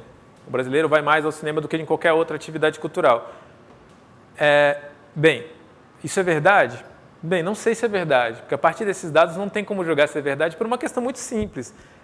Talvez seja verdade, talvez ele tenha dito, eu vou mais ao cinema eu vou mais vezes ao cinema do que à biblioteca pegar livros, ou eu leio menos do que vou ao cinema, ou eu vou menos ao teatro do que ao cinema. Bem, existem mais salas de cinema no país ou mais salas de concerto para eu escutar ópera? Você tem algo que não representa necessariamente um certo ímpeto, um desejo. Quer dizer, então, que se eu tivesse mais salas de ópera, talvez as pessoas fossem mais à ópera do que ao cinema? Se eu for analisar isso daqui só para fomentar, dizer, não, se as pessoas gostam muito de cinema, então eu vou colocar mais cinema. Isso não faz muito sentido do ponto de vista da gestão pública, ou de quando a gente pensa políticas públicas para a área de cultura. Porque seria justamente no sentido de desenvolver áreas não desenvolvidas ainda que a política devia ser pensada. Um exemplo disso, alguém conhece o projeto VAI? É um projeto de desenvolvimento e valorização da cultura que acontece lá no município de São Paulo. Um projeto criado há alguns anos atrás, eu não me recordo mais ou menos quanto tempo, acho que tem mais de 10 anos, que era o seguinte, eram linhas de fomento, era uma grana, abria um edital e era uma grana que a prefeitura disponibilizava para os produtores locais jovens, todos com menos de 29 anos, que tinham que residir em São Paulo, e eram projetos em diversas linguagens, né? Dança, teatro, cinema, várias linguagens. Só que o comitê de pareceristas que avaliava o projeto levava em consideração também a distribuição geográfica de cada uma dessas linguagens na cidade. Então, por exemplo, o Campo Limpo, a zona sul de São Paulo, que sempre teve um teatro muito forte, uma produção teatral muito forte, com ótimos grupos profissionais, né? Brava Companhia, que é bastante famoso lá, o Teatro Lona Preta. Bem, se da região do Campo Limpo me mandassem 8 projetos, 10 projetos muito bons, né, de grupos muito bons, e a Zona Leste, que quase não tem, a Zona Leste agora tem bastante teatro, mas se fosse uma região da Zona Leste que tem pouco teatro, ou o teatro é pouco desenvolvido, e me mandassem 2 projetos ruins, e eu tive um total de 12 projetos que me foi encaminhado, e eu tivesse só 10 bolsas, né? 10... Isso. Para distribuir, por uma questão de desenvolvimento regional, eu daria 2 dessas linhas de fomento para esses grupos que são mais ou menos, e as outras 8 para esses grupos que são muito bons. Então, é pensado nessa desigualdade também, essa distribuição, e não apenas meritocrático, porque senão você acaba reproduzindo uma lógica de desigualdade e exclusão. Aqueles que já são muito bons sempre vão ganhar cada vez mais. Bem, isso acontecia dentro do VAI, e o que é mais ou menos esses dados aqui também. Se a gente pensa apenas a partir da frieza deles, isso não quer dizer muita coisa. A gente tem que pensar sempre nessa perspectiva. O que está motivando essa política pública? O que está motivando isso? A Ancine, ano passado, ela mudou uma determinação dela que fez que Procó, que eu falei para vocês, que deu um grande problema, que é o seguinte: para você pleitear os editais, para você ter acesso às linhas de fomento, de boa parte das linhas de fomento do Fundo Setorial do Audiovisual, você precisa ter uma pontuação, tem um ranking. A sua produtora pontua e você, como diretor, também pontua, né? Se sua pontuação ela é muito alta, você tem mais chances de pegar dinheiro, porque você quer dizer que você vai conseguir usar bem o dinheiro, vai conseguir me dar retorno, porque o fundo setorial, muitas vezes, ele entra como coparticipante, então eu dou grana para você. Alguém pode falar as horas? Aqui está 7h32 da noite? Só... 5h30. Ah, tá ok. Você dá grana o fundo setorial dá a grana, mas depois ele pega parte dessa grana de volta, né? Ele recupera parte dessa grana através da bilheteria e os desdobramentos do filme. E é isso, então você tem um ranking onde você pontua. Então quanto mais você pontua, mais facilidade você tem de pegar grana. Ora, que sentido isso faz? Que chance tem qualquer um de vocês, a Tânia, se quisesse agora captar recurso lá contra o Fernando Meirelles, contra o Walter Salles? Sabe, o cara tem pontuação 10, você chegar lá com 2, você não vai conseguir. Então você piorou. E outra, tiraram da computação, tiraram do cômputo produções de curta-metragem. Então, se você produziu centenas de curtas-metragens, né, se você produziu muito videoclipe, lembre-se, todas essas produções, sobre elas incide o Condecine, que é aquele imposto que tira uma grana e manda para o fundo setorial. Ou seja, eu dei dinheiro para o fundo setorial, com os meus videoclipes, com os meus curtas-metragens, só que na hora de pegar dinheiro do fundo setorial de volta, eu tomei um não. Não vai pegar, porque você não pontuou. Se reproduz uma lógica, então, de exclusão. Esse tipo de política pública que é feita sem a participação, sem a consulta prévia de quem trabalha no setor, é que é um dos nossos grandes problemas no Brasil, né? Agora deixa eu só mostrar uma outra coisa aqui. Deixa eu só caçar aqui primeiro.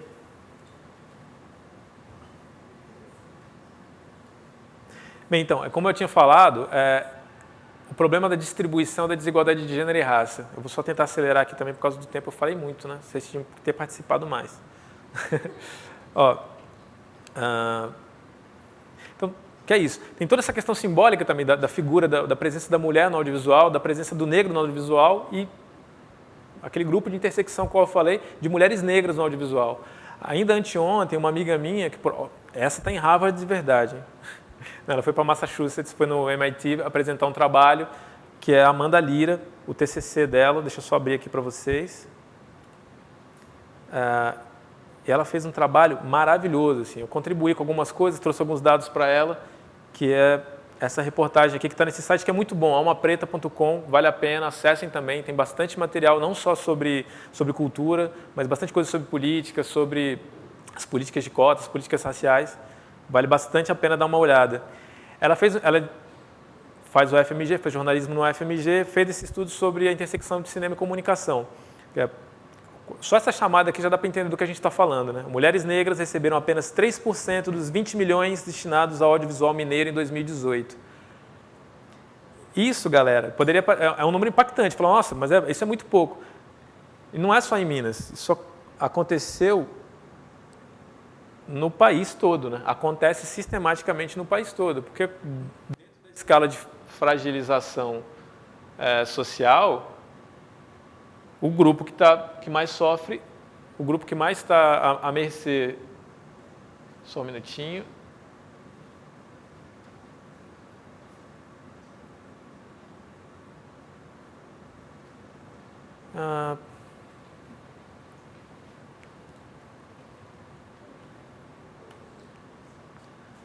Então, o grupo que menos vai ter acesso às políticas públicas, que mais problemas vai ter, você que está mais excluído dos processos de produção, são as mulheres, é exatamente esse nicho, né? As mulheres negras. E aí, novamente, a gente tem que cruzar sempre esses dados individuais, né? Ela pegou esse dado, que não é um dado individual, mas é um dado menor, fechado em Minas Gerais, e a gente sempre tem que cruzar com os dados macro, com os dados grandes. Veja, o Brasil hoje ele é composto majoritariamente por negros, né? Pretos e pardos. E a maior parte da população é de mulheres. Logo, se a gente junta mulheres mais pretos e pardos, a maior parte da população, né, nichificada seria de mulheres negras. O número de mulheres negras no país devia ser enorme. Se a gente estivesse vivendo numa democracia, né, a gente poderia verificar nos dados do audiovisual uma distribuição exatamente equânime, mas uma quantidade enorme de mulheres em cargos de direção, em cargos de direção de arte, em produção executiva, né? E a gente não verifica. Bem, aí novamente, se a gente não verifica isso, por que a gente não verifica? Aí a importância das políticas públicas integradas, de como é que a gente faz para vincular uma coisa com a outra.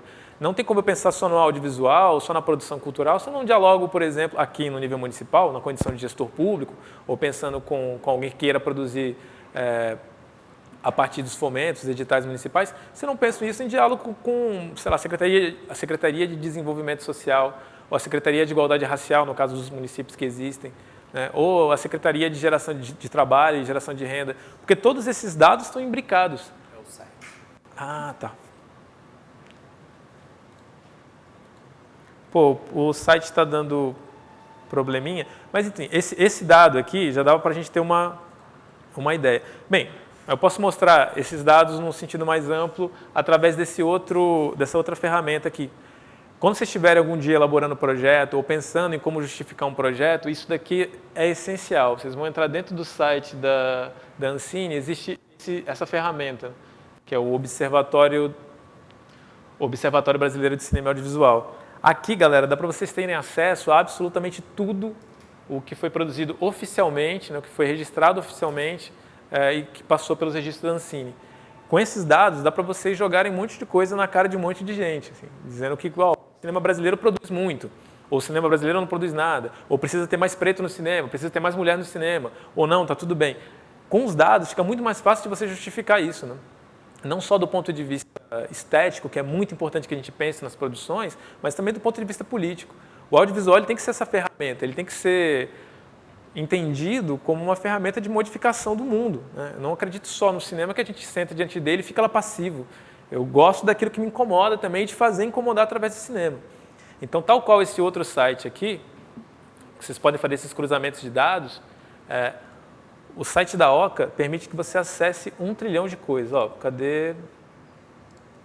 Aqui. Esse aqui é um dos elementos que eu tirei de dentro do Observatório do Cinema. Ele foi lançado em 2018, mas está se referenciando às produções de 2016. E aqui dá para a gente verificar isso que eu acabei de falar. Primeiro aqui tem o total de elementos analisados, né, de pessoas que trabalham com audiovisual, em várias áreas diferentes do audiovisual. 1.326 pessoas no total, 62% eram homens, ou do sexo masculino, e 37%, quase 38% de mulheres.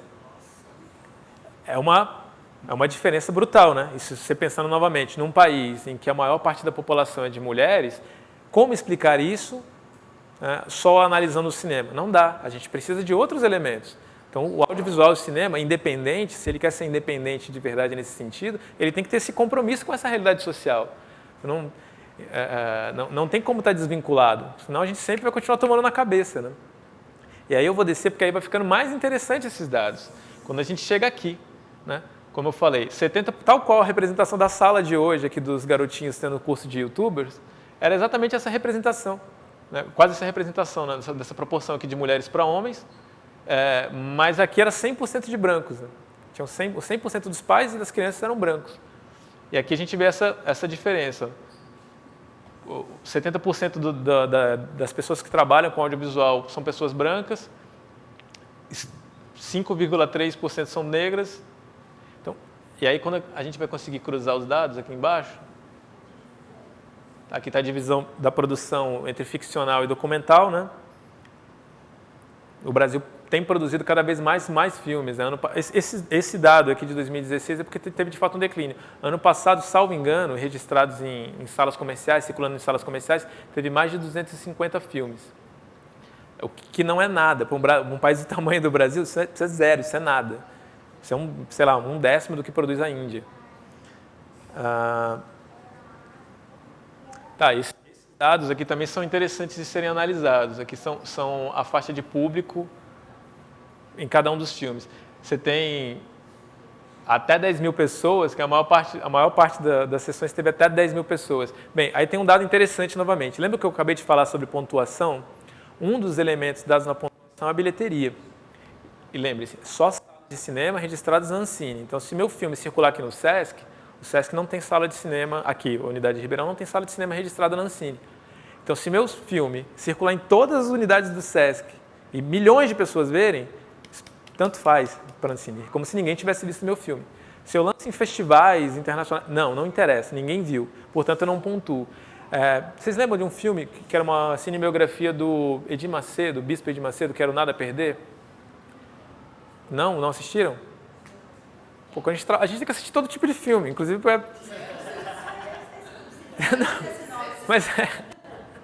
Mas é importante, porque ele é bem feito, né? Do ponto de vista técnico, ele foi bem feito. Tem, enfim, estrutura, a narrativa está bem contada e tal. A despeito de a gente concordar ou não. Mas por que eu estou tocando nele? Porque, não sei se vocês sabem, mas na contagem da Ancine ele bateu recorde. Bateu alguns recordes do ano. Por quê?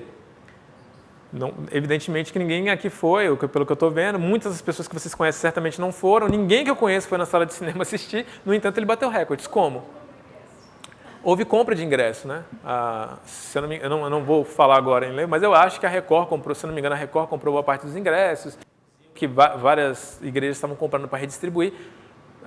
Não sei se de fato aconteceu a compra por essas pessoas, mas que houve compras volumosas de ingressos, de você ter sessões esgotadas e na sala de cinema ter 6, 7 pessoas assistindo, isso aconteceu, isso é fato. Pode parecer bobagem, burrice, né? Ou tentar dar o ingresso para o cara que não foi? Não.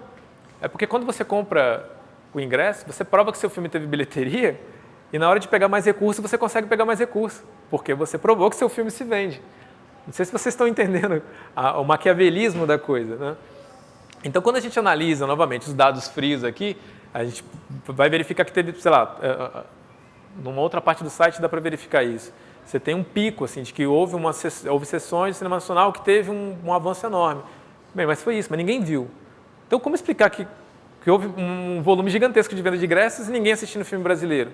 Então, se a gente não faz análise crítica, a gente acaba acreditando que está certo. Não, está certo, a política da Ancine está correta. Está dando dinheiro mesmo para quem sabe produzir, quem não sabe produzir, que aprenda e venha pegar dinheiro depois. Porque, afinal de contas, a responsabilidade por ter um cinema forte, independente, por movimentar a economia criativa não é minha, do Estado. É de você que está lidando com esse negócio de cultura, que cultura não serve para nada. Não, isso é uma visão muito equivocada, né?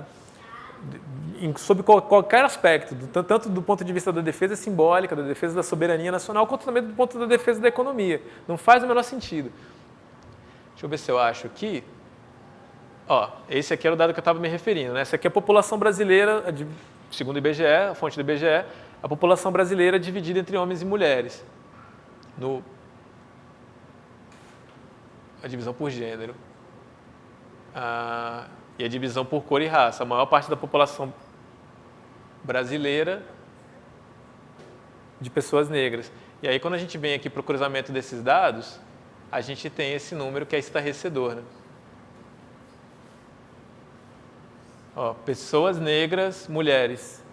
Em 2016, absolutamente nenhum profissional da área, né, dirigindo filme, era uma mulher negra. Simplesmente não houve. E não que os homens também tenham sido muito maiores, mas é um número estarrecedor. Então, quando você tem políticas públicas afirmativas, não só no nível federal, que é onde a gente tem, às vezes, muito pouca margem de manobra, nós aqui, pequenos, aqui embaixo, sozinhos, temos muito pouca chance de chegar a interferir numa coisa em nível nacional. Mas em nível municipal, a gente pode muito, né? As articulações em nível municipal funcionam maravilhosamente bem, ou deveriam funcionar maravilhosamente bem, quando estão articuladas. Então, a galera da produção na cidade, aqui em Ribeirão Preto, vocês têm uma vida cultural pujante. Sempre acompanhei de longe, mesmo não estando aqui, nunca tendo vindo aqui. O Cine, por exemplo, que eu sempre achei um projeto extraordinário, que consegue integrar tudo isso, né? Cinema, formação, distribuição, veiculação do que é produzido, e também a formação política para cobrar esse tipo de solução, né? Porque isso daqui é um diagnóstico. Eu cheguei a essa conclusão. Bem, não tem mulheres... Se eu fosse fazer o processo contrário, era como se eu olhasse e se dissesse, então não existe mulheres negras nesse país. É evidente, né? Senão nenhuma delas produziu, porque não tem. E não o contrário, né? De entender quais os mecanismos de exclusão dessas mulheres ou dessas fatias da população brasileira estão excluídas por qual motivo? Por que não participam? Há que se entender isso. Bem, aí chegando aqui aos finalmente do que eu tinha para dizer, deixa eu só lembrar o que era. O escoamento dessa produção, que é muito importante, como eu estava dizendo. Então, a formação de cineclubes país afora sempre foi uma coisa muito importante para a formação de novos quadros, de novos cineastas. Então, você tem uma triangulação que é essencial. Você tem que produzir, tem que circular, tem que assistir, e quem assiste, no geral, também tende a querer produzir, a querer circular e exibir novamente. Isso desapareceu. Houve um momento em que quase todos os cineclubes país afora desapareceram. Sobraram muito poucos do grande volume que existia. Atualmente tem alguns que ainda resistem, né, muito bravamente, na Federação Pernambucana de Cineclubes, lá em Pernambuco, que funciona maravilhosamente bem. Por quê? Porque também houve uma troca, uma alteração na maneira como nós passamos a consumir audiovisual. A gente faz isso agora basicamente individualmente, né? Pode fazer em casa, com os vídeos sobre demanda. Lembrando, aquele pico que deu dos rendimentos, das entradas de receita do fundo setorial, culminam com o auge também da TV paga. E aí, como agora a gente tem vídeo sobre demanda, né, vídeo on demand, Netflix, todas MUBI, várias plataformas que eu posso acessar a hora que eu bem entender, pagando só uma cota, né, houve um declínio da TV por assinatura. As pessoas já não compram mais TV por assinatura porque estão migrando para outras maneiras de ver filme. Isso não quer dizer que as pessoas estejam vendo menos filme, né? Quer dizer só que o cinema às vezes é muito caro e eu não quero pagar, sei lá, R$50 para ir numa sessão IMAX, fora a pipoca, fora o transporte, fora o transtorno. Então eu posso assistir de casa. Lógico que não é a mesma experiência e lógico que eu que gosto de cinema vou sempre defender que as pessoas vejam filme na sala de cinema. Eu gosto, é legal, uma experiência sensorial e tal, tem todo um glamour. Mas isso não quer dizer que as pessoas assistam menos, quer dizer que elas assistem de outras formas, de outras maneiras. Então, quando a gente está pensando também nessa perspectiva da produção independente, é importante verificar para onde o mercado está caminhando. Embora ainda queira fazer filmes autorais, né, ou a gente queira fazer filmes que digam coisas novas, ou que reflitam sobre coisas novas, sobre problemas novos, que nos incomodam, e não só fazer uma coisa que seja fácil de engolir ali, só para passar o tempo rapidinho, né, assistir um episódio de uma série rapidinho e depois ir embora. É preciso também pensar do ponto de vista prático. Como é que eu faço para que isso seja sustentável a longo prazo? Então, você tem várias plataformas que estão surgindo agora, novamente, como eu falei, não vai dar a mesma repercussão de você estrear um filme em Cannes, né, ou você ganhar um Oscar. Mas é possível que você crie coisas que acessem pessoas, né, que as pessoas acessem o que você produziu, você acesse essas pessoas através do que você produziu e que seja sustentável, que você consiga ser remunerado minimamente, ter uma vida minimamente digna, não precisa viver que nem um morador, uma pessoa em situação de rua, como tem acontecido com vários cineastas aí da velha guarda que não conseguiram se adaptar a essas novas linguagens, né, ou pessoas que não conseguem ingressar no mercado de trabalho porque não tem essa diversidade. Então, tem várias tendências surgindo e com uma velocidade muito grande que se a gente não acompanha, fica difícil que a gente proponha coisas, inclusive para sanar as distorções que essas novas mídias, que essas novas maneiras de ver e de produzir o audiovisual acabam gerando. Não é só o mundo das maravilhas, né? O Netflix, por exemplo, está sendo discutido. O Netflix agora ele tem um assento, teve um assento no Conselho Superior de Cinema. E o presidente da Associação Brasileira de Cineastas, que historicamente sempre teve assento nesse Conselho Superior de Cinema, que é o conselho que decide junto com a Ancine os rumos da política audiovisual do país, o presidente da ABRACE, da Associação Brasileira de Cinema, não. Ele foi excluído. Ora, se eu, que sou presidente que representa os cineastas do meu país, não posso falar sobre o cinema do meu país, mas uma mega distribuidora internacional pode, o que a gente quer com isso? Onde a gente acha que a gente vai chegar com isso, né? A Netflix, não sei se vocês sabiam, é um dado fácil de acessar, mas a Netflix, um dos maiores mercados, se não o maior mercado da Netflix, um dos maiores mercados é aqui no Brasil. A gente consome muito da Netflix. Ora, por que não ter uma cota de tela que obrigasse a Netflix, se ela quer continuar operando no Brasil, que ela tenha que exibir conteúdos nacionais? Isso dinamizaria muito a produção cinematográfica e audiovisual brasileira, muito, assim, teria um mercado gigantesco, né? A série 3% foi um sucesso, por quê? Porque ela conseguiu pegar a linguagem. É uma série Netflix. Tem cara de Netflix, tem cheiro de Netflix, tudo nela parece Netflix, assim. Eu não gosto muito, assim, individualmente, pessoalmente falando, eu não gosto muito, mas funcionou bastante bem. É algo que deveria ser melhor estudado para entender como é que ela conseguiu, né? Como é que os produtores conseguiram fazer aquilo encaixar e fez um sucesso, está fazendo ainda um sucesso enorme fora do Brasil, na Netflix fora do Brasil.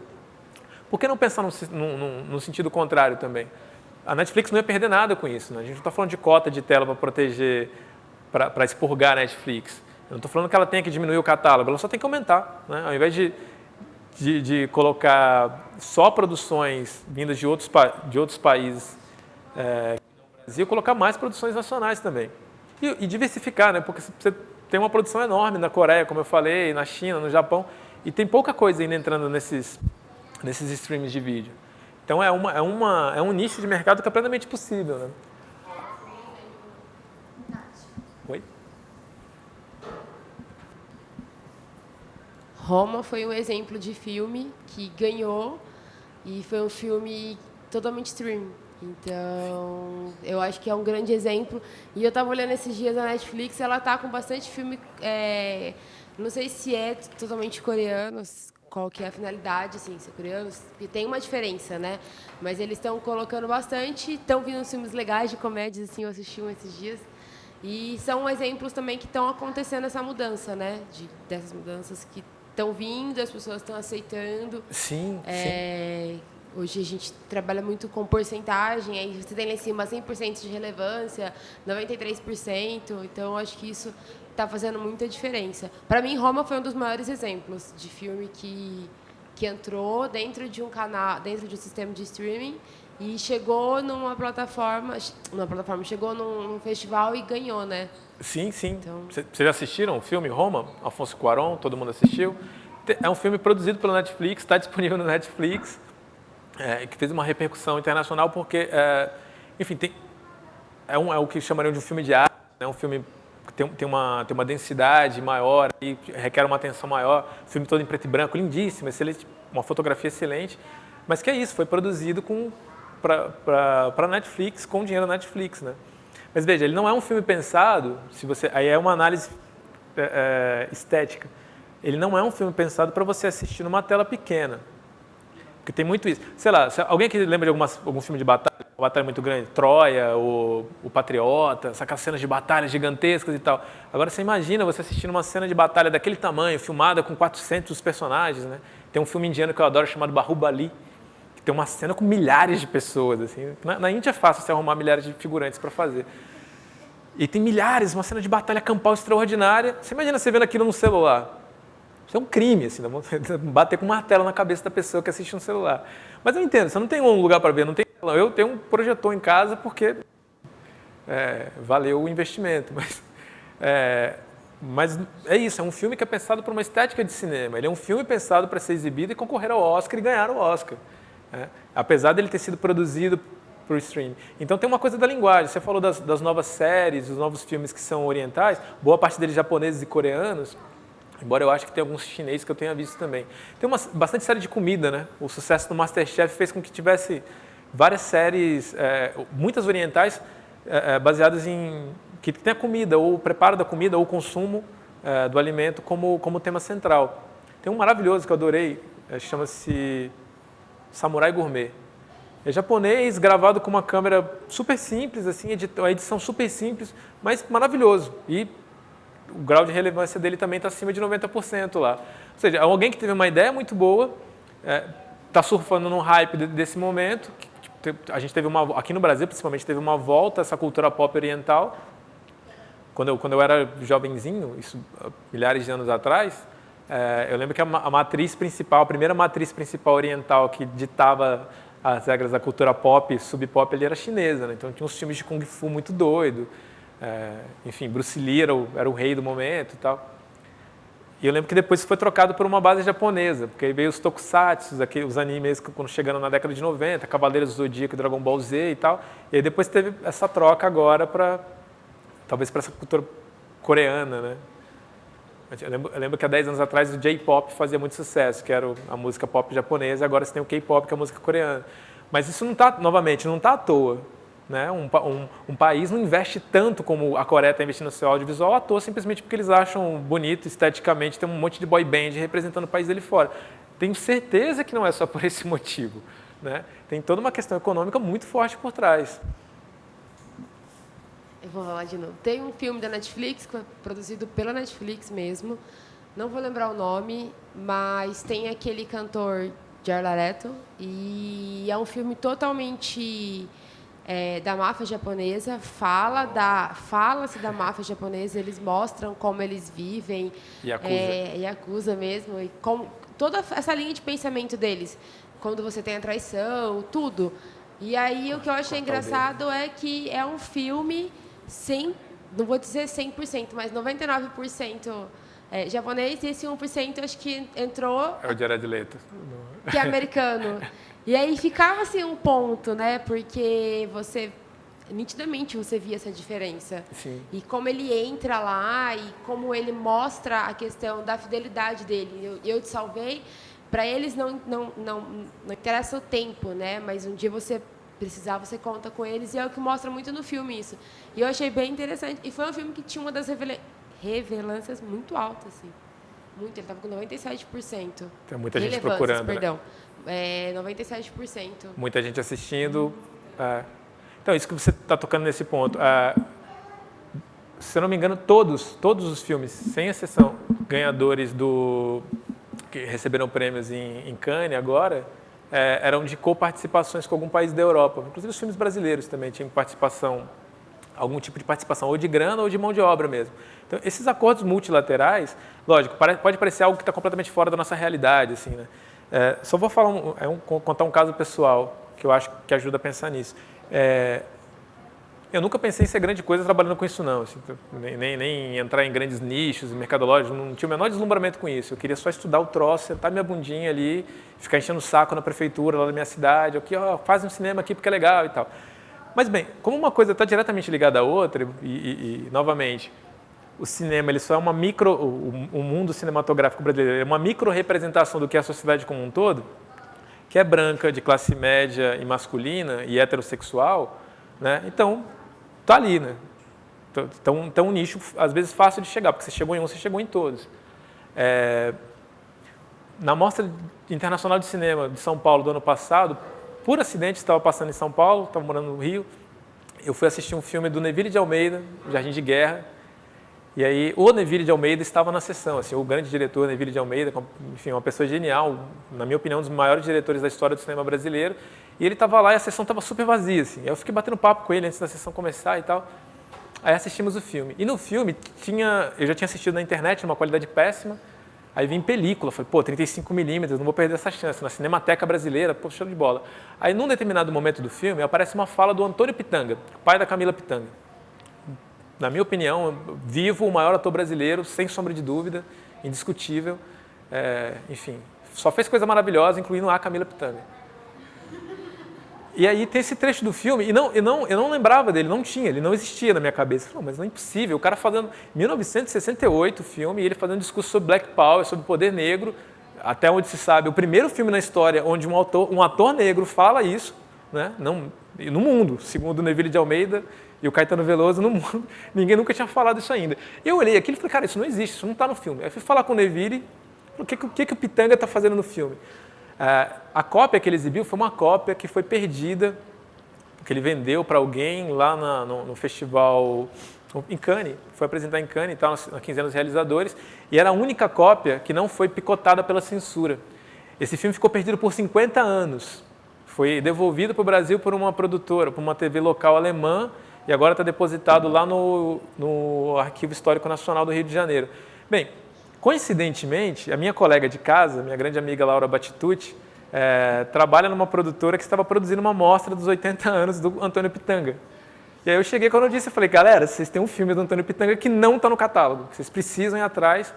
Enfim, aí a gente fez umas loucuras, a gente conseguiu contato do Neville, fomos visitar o Neville lá na casa dele, e aí a gente está começando... começou um papo para fazer o restauro desse filme, a digitalização, o restauro desse filme e a reinserção dele no mercado. O filme está quase todo destruído, está horrível, se continuar sendo exibido ele vai ser perdido, a gente vai perder um único registro desse filme. E aí, recentemente, o Neville deu uma louca, a gente falou, Neville, está proibido de passar esse filme de novo, não passa, você vai destruir o filme. Aí deu uma louca nele, ele falou que exibiu o filme na Cinemateca do MAN. Falou que era uma sessão fechada para a gente não chamar ninguém. Beleza, já ficamos bravos, né, angustiados, porque ele ia passar o filme de novo, e quando a gente chegou na sessão, era uma sessão fechada, tinham 10 pessoas na sessão. As 10 pessoas em questão eram o roteirista do filme, um senhor chamado Jorge Maltner, o ator, um dos atores do filme, que era o Antônio Pitanga, que apareceu na sessão, e um convidado especial que nunca tinha visto o filme e queria muito ver o filme, chamado Caetano Veloso. Então foi uma sessão fechada, onde, entre amigos conversando, né, e eu olhando assim, que nem uma tiete, né? Porra, metade da cultura, não se entende cultura brasileira do século XX sem essas figuras que estavam naquela sala, saca? O que eu quero dizer com isso? Para mim foi um momento muito importante, genial, mas ao mesmo tempo eu estava ali na condição de produtor. Estava pensando em como é que eu ia fazer para inscrever aquilo no edital, que até então estava aberto, era um edital de restauro de obras de audiovisual. O único na história que havia sido aberto e que foi cancelado há 3 semanas atrás. Tipo, a única fonte de financiamento que tinha para uma coisa muito importante do audiovisual, que é preservação e restauro, que é uma linha para a qual ninguém liga, foi cancelado. E não se sabe se vai ter outra, se vai abrir de novo. Então, o que eu quero dizer com isso? Uma experiência pessoal pequena, porque na mesma semana, eu dou aula também num projeto do SESC, a gente pega os filmes da Mostra do SESC, Mostra SESC de Cinema, e exibe nas escolas. Então, eu dou oficinas de audiovisual, de iniciação audiovisual, né? E sempre em escolas de periferia, na Baixada Norte Fluminense. E aí foi na semana em que o governador do estado do Rio de Janeiro havia subido no helicóptero e disparado, junto com seus soldados, havia disparado tiros de fuzil contra a população civil, né, da região da Maré, não só em Angra dos Reis também, mas na Maré. Um dos lugares onde eu estava, que era no bairro do lado, né, Bom Sucesso, ali colado, e aí se interrompe. Não tinha sido a primeira vez que isso tinha acontecido e tal, de ter que interromper uma atividade porque está tendo tiroteio, mas aconteceu. E aí, né, você está ali com a galera na sala, a única coisa que me dá tem um pendrive e filmes brasileiros, e eu vou ter que, com isso, eu vou ter que prender a atenção de crianças com fome e correndo o risco de levar bala de fuzil para falar que o cinema brasileiro é uma coisa importante. Dá um pouco de trabalho, mas é uma delícia, né? É um horror e uma maravilha. Mas é isso que eu quero dizer. Entre morrer de fome trabalhando com audiovisual e ir para Cannes, entre tomar uma bala de fuzil na cabeça e tirar onda tomando chá com o Caetano Veloso e o Neville de Almeida na sala de cinema, tem uma margem de manobra na qual a gente pode trabalhar. E é nisso que eu acredito profundamente, de que isso que a gente está fazendo aqui agora, né? A presença de vocês aqui agora, essa possibilidade da gente conversar, da gente ouvir, embora a gente esteja conversando, vocês só me ouvindo porque eu falo feito uma matraca, eu acho que esses momentos são essenciais, ainda mais nesse estado que o Brasil está vivendo hoje. Se a gente não se reúne, porque a nossa força está em fazer junto, e o audiovisual, por excelência, é a arte do fazer junto, não tem como fazer nada disso daqui sozinho, é impossível fazer sozinho, né? Por melhor que você seja, mais bambambam que você seja, não tem como, porque em última análise eu preciso de alguém sentado vendo meu filme, eu preciso de pessoas interagindo com o meu filme. Eu acredito muito nisso daqui agora, saca? O fato de vocês, a maior parte de vocês serem jovens, mulheres negras estando aqui, pô, você, mais do que qualquer outra pessoa, é a minha estratégia de sobrevivência. Assim. Toda vez que eu tiver que perguntar como é que eu faço para resolver esse problema aqui que é insolúvel, tem que perguntar para quem está sobrevivendo, sei lá, 500 anos aí, tomando porrada, sabe, eternamente marginalizado. O cinema brasileiro, ele não é, como eu disse, diferente da estrutura da sociedade como um todo. Então, se a gente quer aprender novas estratégias de como fazer um cinema novo, que realmente faça pensar, que alcance as pessoas que ele tem que alcançar, são nas margens que eu acho que a gente vai encontrar. Não é buscando no grande centro, né? Eu até brinquei com a minha amiga que estava lá presente nessa sessão solene do Jardim de Guerra. Eu falei, pô, é muita honra, né, para o Caetano estar numa sessão comigo e com você.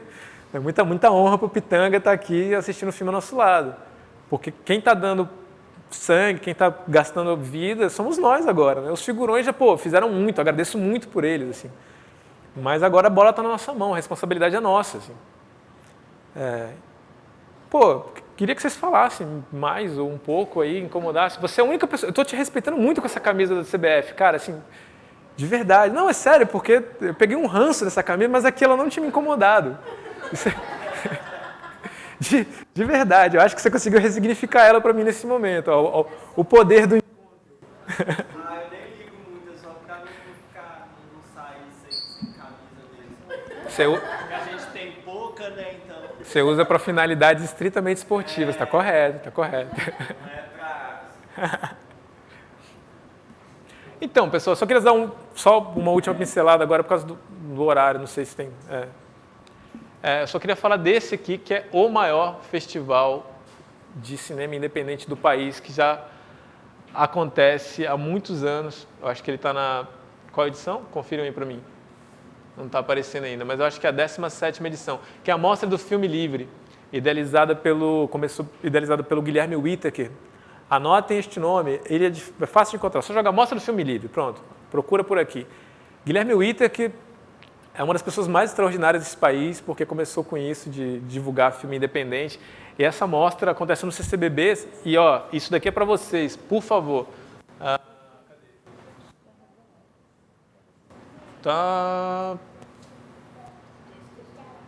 Tem um ponto, não abriu ainda, mas vai abrir.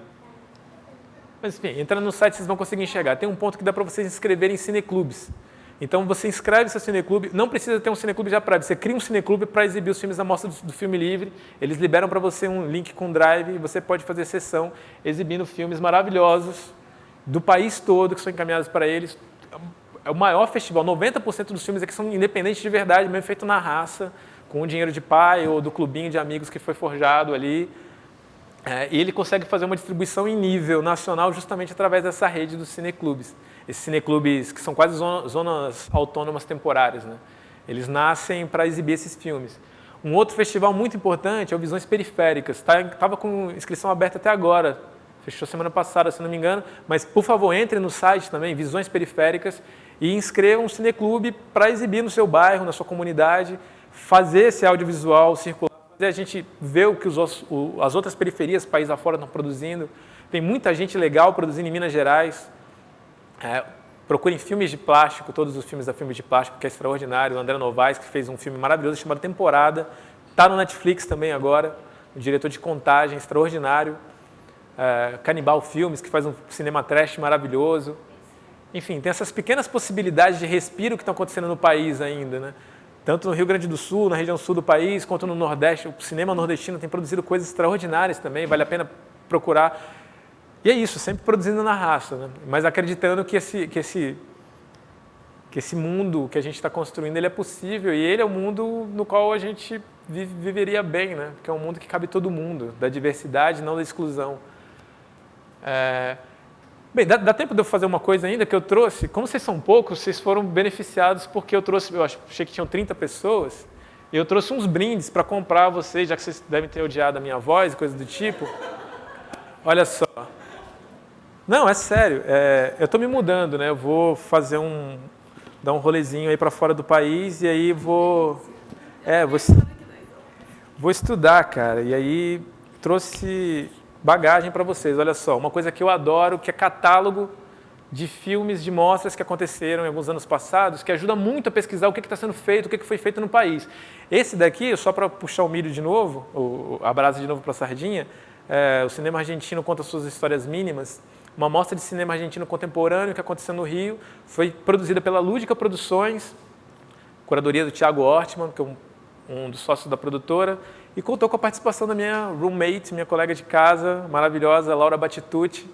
E, enfim, vou deixar aqui para vocês escolherem aqueles que vocês estiverem afim, mas vai circulando, podem levar para casa de vocês. Esse aqui é muito legal, Curta Cinema no Festival de Curtas do Rio de Janeiro, que aconteceu em 2005. Então tem milhares de curtas para vocês procurarem, pesquisarem. Eu trouxe outros livros de outras áreas da produção cultural, porque eu acho importante também. Então são coisas que eu gostaria não posso levar e gostaria que ficassem com vocês. Oba. Marcos, eu tenho uma pergunta. Oi. É a respeito da produção independente, né? Você dá aula, você ensina, você começa do zero, ajudando as pessoas a criar o conteúdo? Essa é a primeira pergunta. E a segunda pergunta eu nunca tive interesse em filme curta, nunca tive. Não me agrida, por favor, não me agrida. Que crime, cara, não fala isso que eu vou... Não. Sim, porque a gente é criado com essa coisa de filme de massa, né? Então, sei lá, se perguntar, o último filme que eu assisti foi Os Vingadores, né? E depois a gente... Ultimato.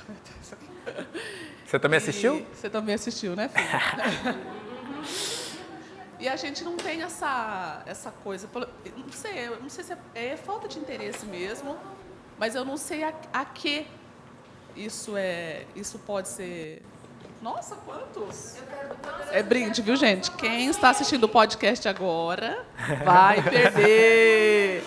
Quem o está pessoal assistindo que não o podcast veio, agora, o Marcos, especialista em produção audiovisual independente, eu vou sortear. está distribuindo brinde para a gente. E quem não veio, perdeu.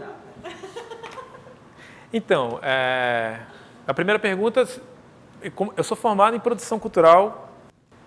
Minha monografia, minha linha de estudo é a relação entre daqui a pouco eu divido, não, peraí, eu vou sortear daqui a pouco, entra aí. Então, a minha linha de estudo na minha monografia foi a participação popular através dos fóruns de cultura, especificamente da cidade de Rio das Ostras, né, que foi meu objeto de estudo, a participação popular na conformação e na geração de políticas públicas para a área de cultura. E como o audiovisual é a parte que eu fui afunilando, né, então é políticas públicas na área de cultura, participação popular e políticas públicas, e afunilei para a área do audiovisual. Então, como é que nós, nos organizando, enquanto sociedade civil, podemos pautar, gerar, produzir essas políticas públicas, né? E pautar o poder público para que ele atenda às demandas reais, né? Que haja uma participação mais orgânica da população com o poder público. Então, quando a gente está dando esses cursos, né, quando eu sou convidado para dar alguma oficina ou fazer alguma fala, esse caso especificamente do SESC é uma coisa muito, do SESC do Rio, é uma coisa muito pontual, porque eu trabalho lá como monitor. Então, a figura do monitor é assim, toma aqui um pendrive, vai na escola, passa o filme, né, você é um operador lá, você passa o filme, acabou o filme, você pega e vem embora.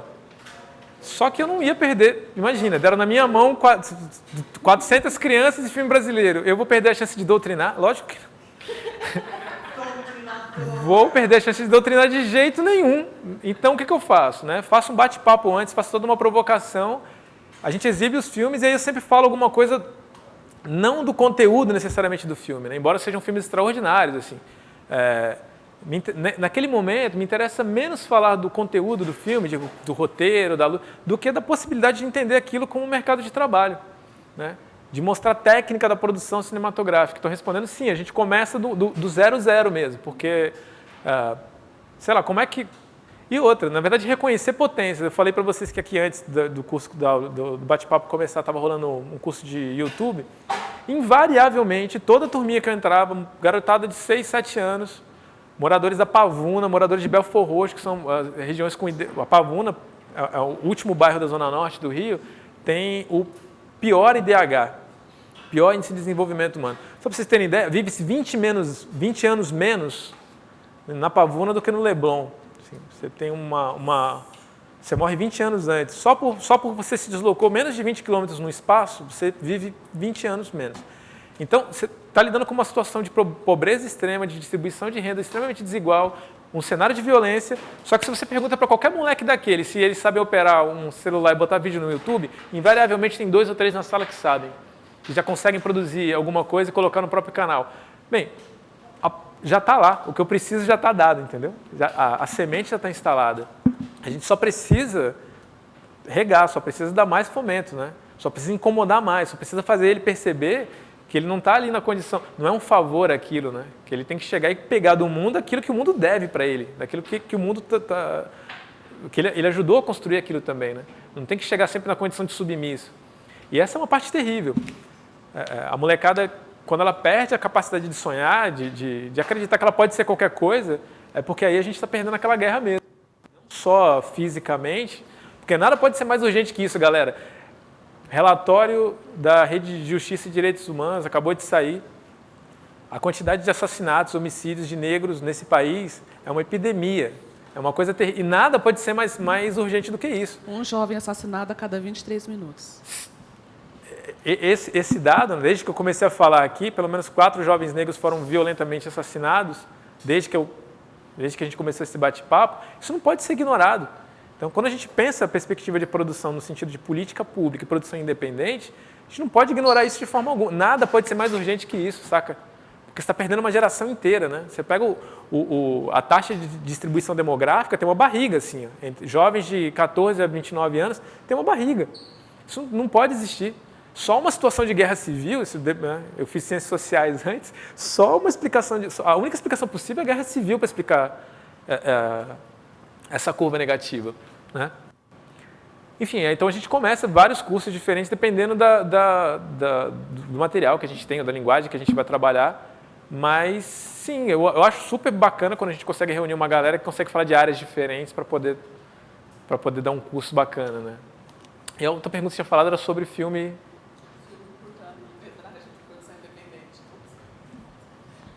Filmes de curta-metragem de produção independente. Eu não sei, eu acho que é porque a gente não trabalha isso, porque eu nunca tive interesse nesses filmes. Eu não vejo, né? Não consigo. Talvez seja isso mesmo, é falta de... Não, sim. O Gil ele tem uma frase que eu acho maravilhosa, desculpa te cortar. Falta de tempo, eu acho, sei lá, falta de... O acesso, não chega, a coisa não está orbitando.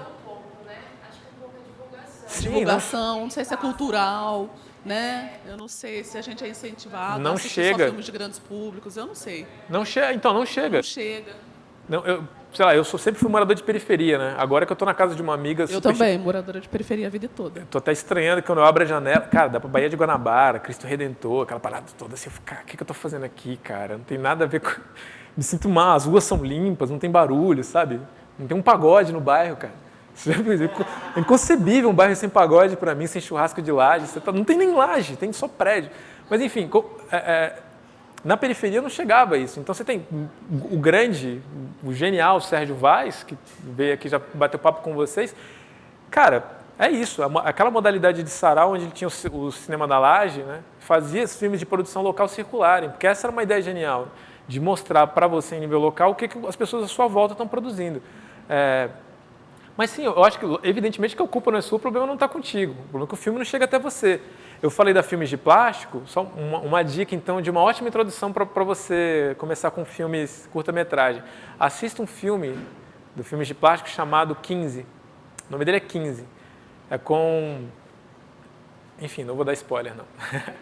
Assistam. É um curta, ele tem 15 minutos, eu acho. Chama 15, tem 15 minutos. É com a Karine Telles, que fez um filme chamado Benzinho, uma super atriz extraordinária, maravilhosa. Eu acho um ótimo caminho de entrada. Aliás, assista tudo da Filmes de Plástico, que os caras são maravilhosos. Então, a gente precisa encerrar agora. Alguém tem alguma coisa? Mas, pô, galera, foi muito bom poder falar um pouquinho para vocês. Desculpa por ter falado muito, atropelado muito, mas é que tem muita informação. É difícil de falar tudo ao mesmo tempo. Mas obrigado pela oportunidade. Valeu, Carlão. Valeu, Sesc.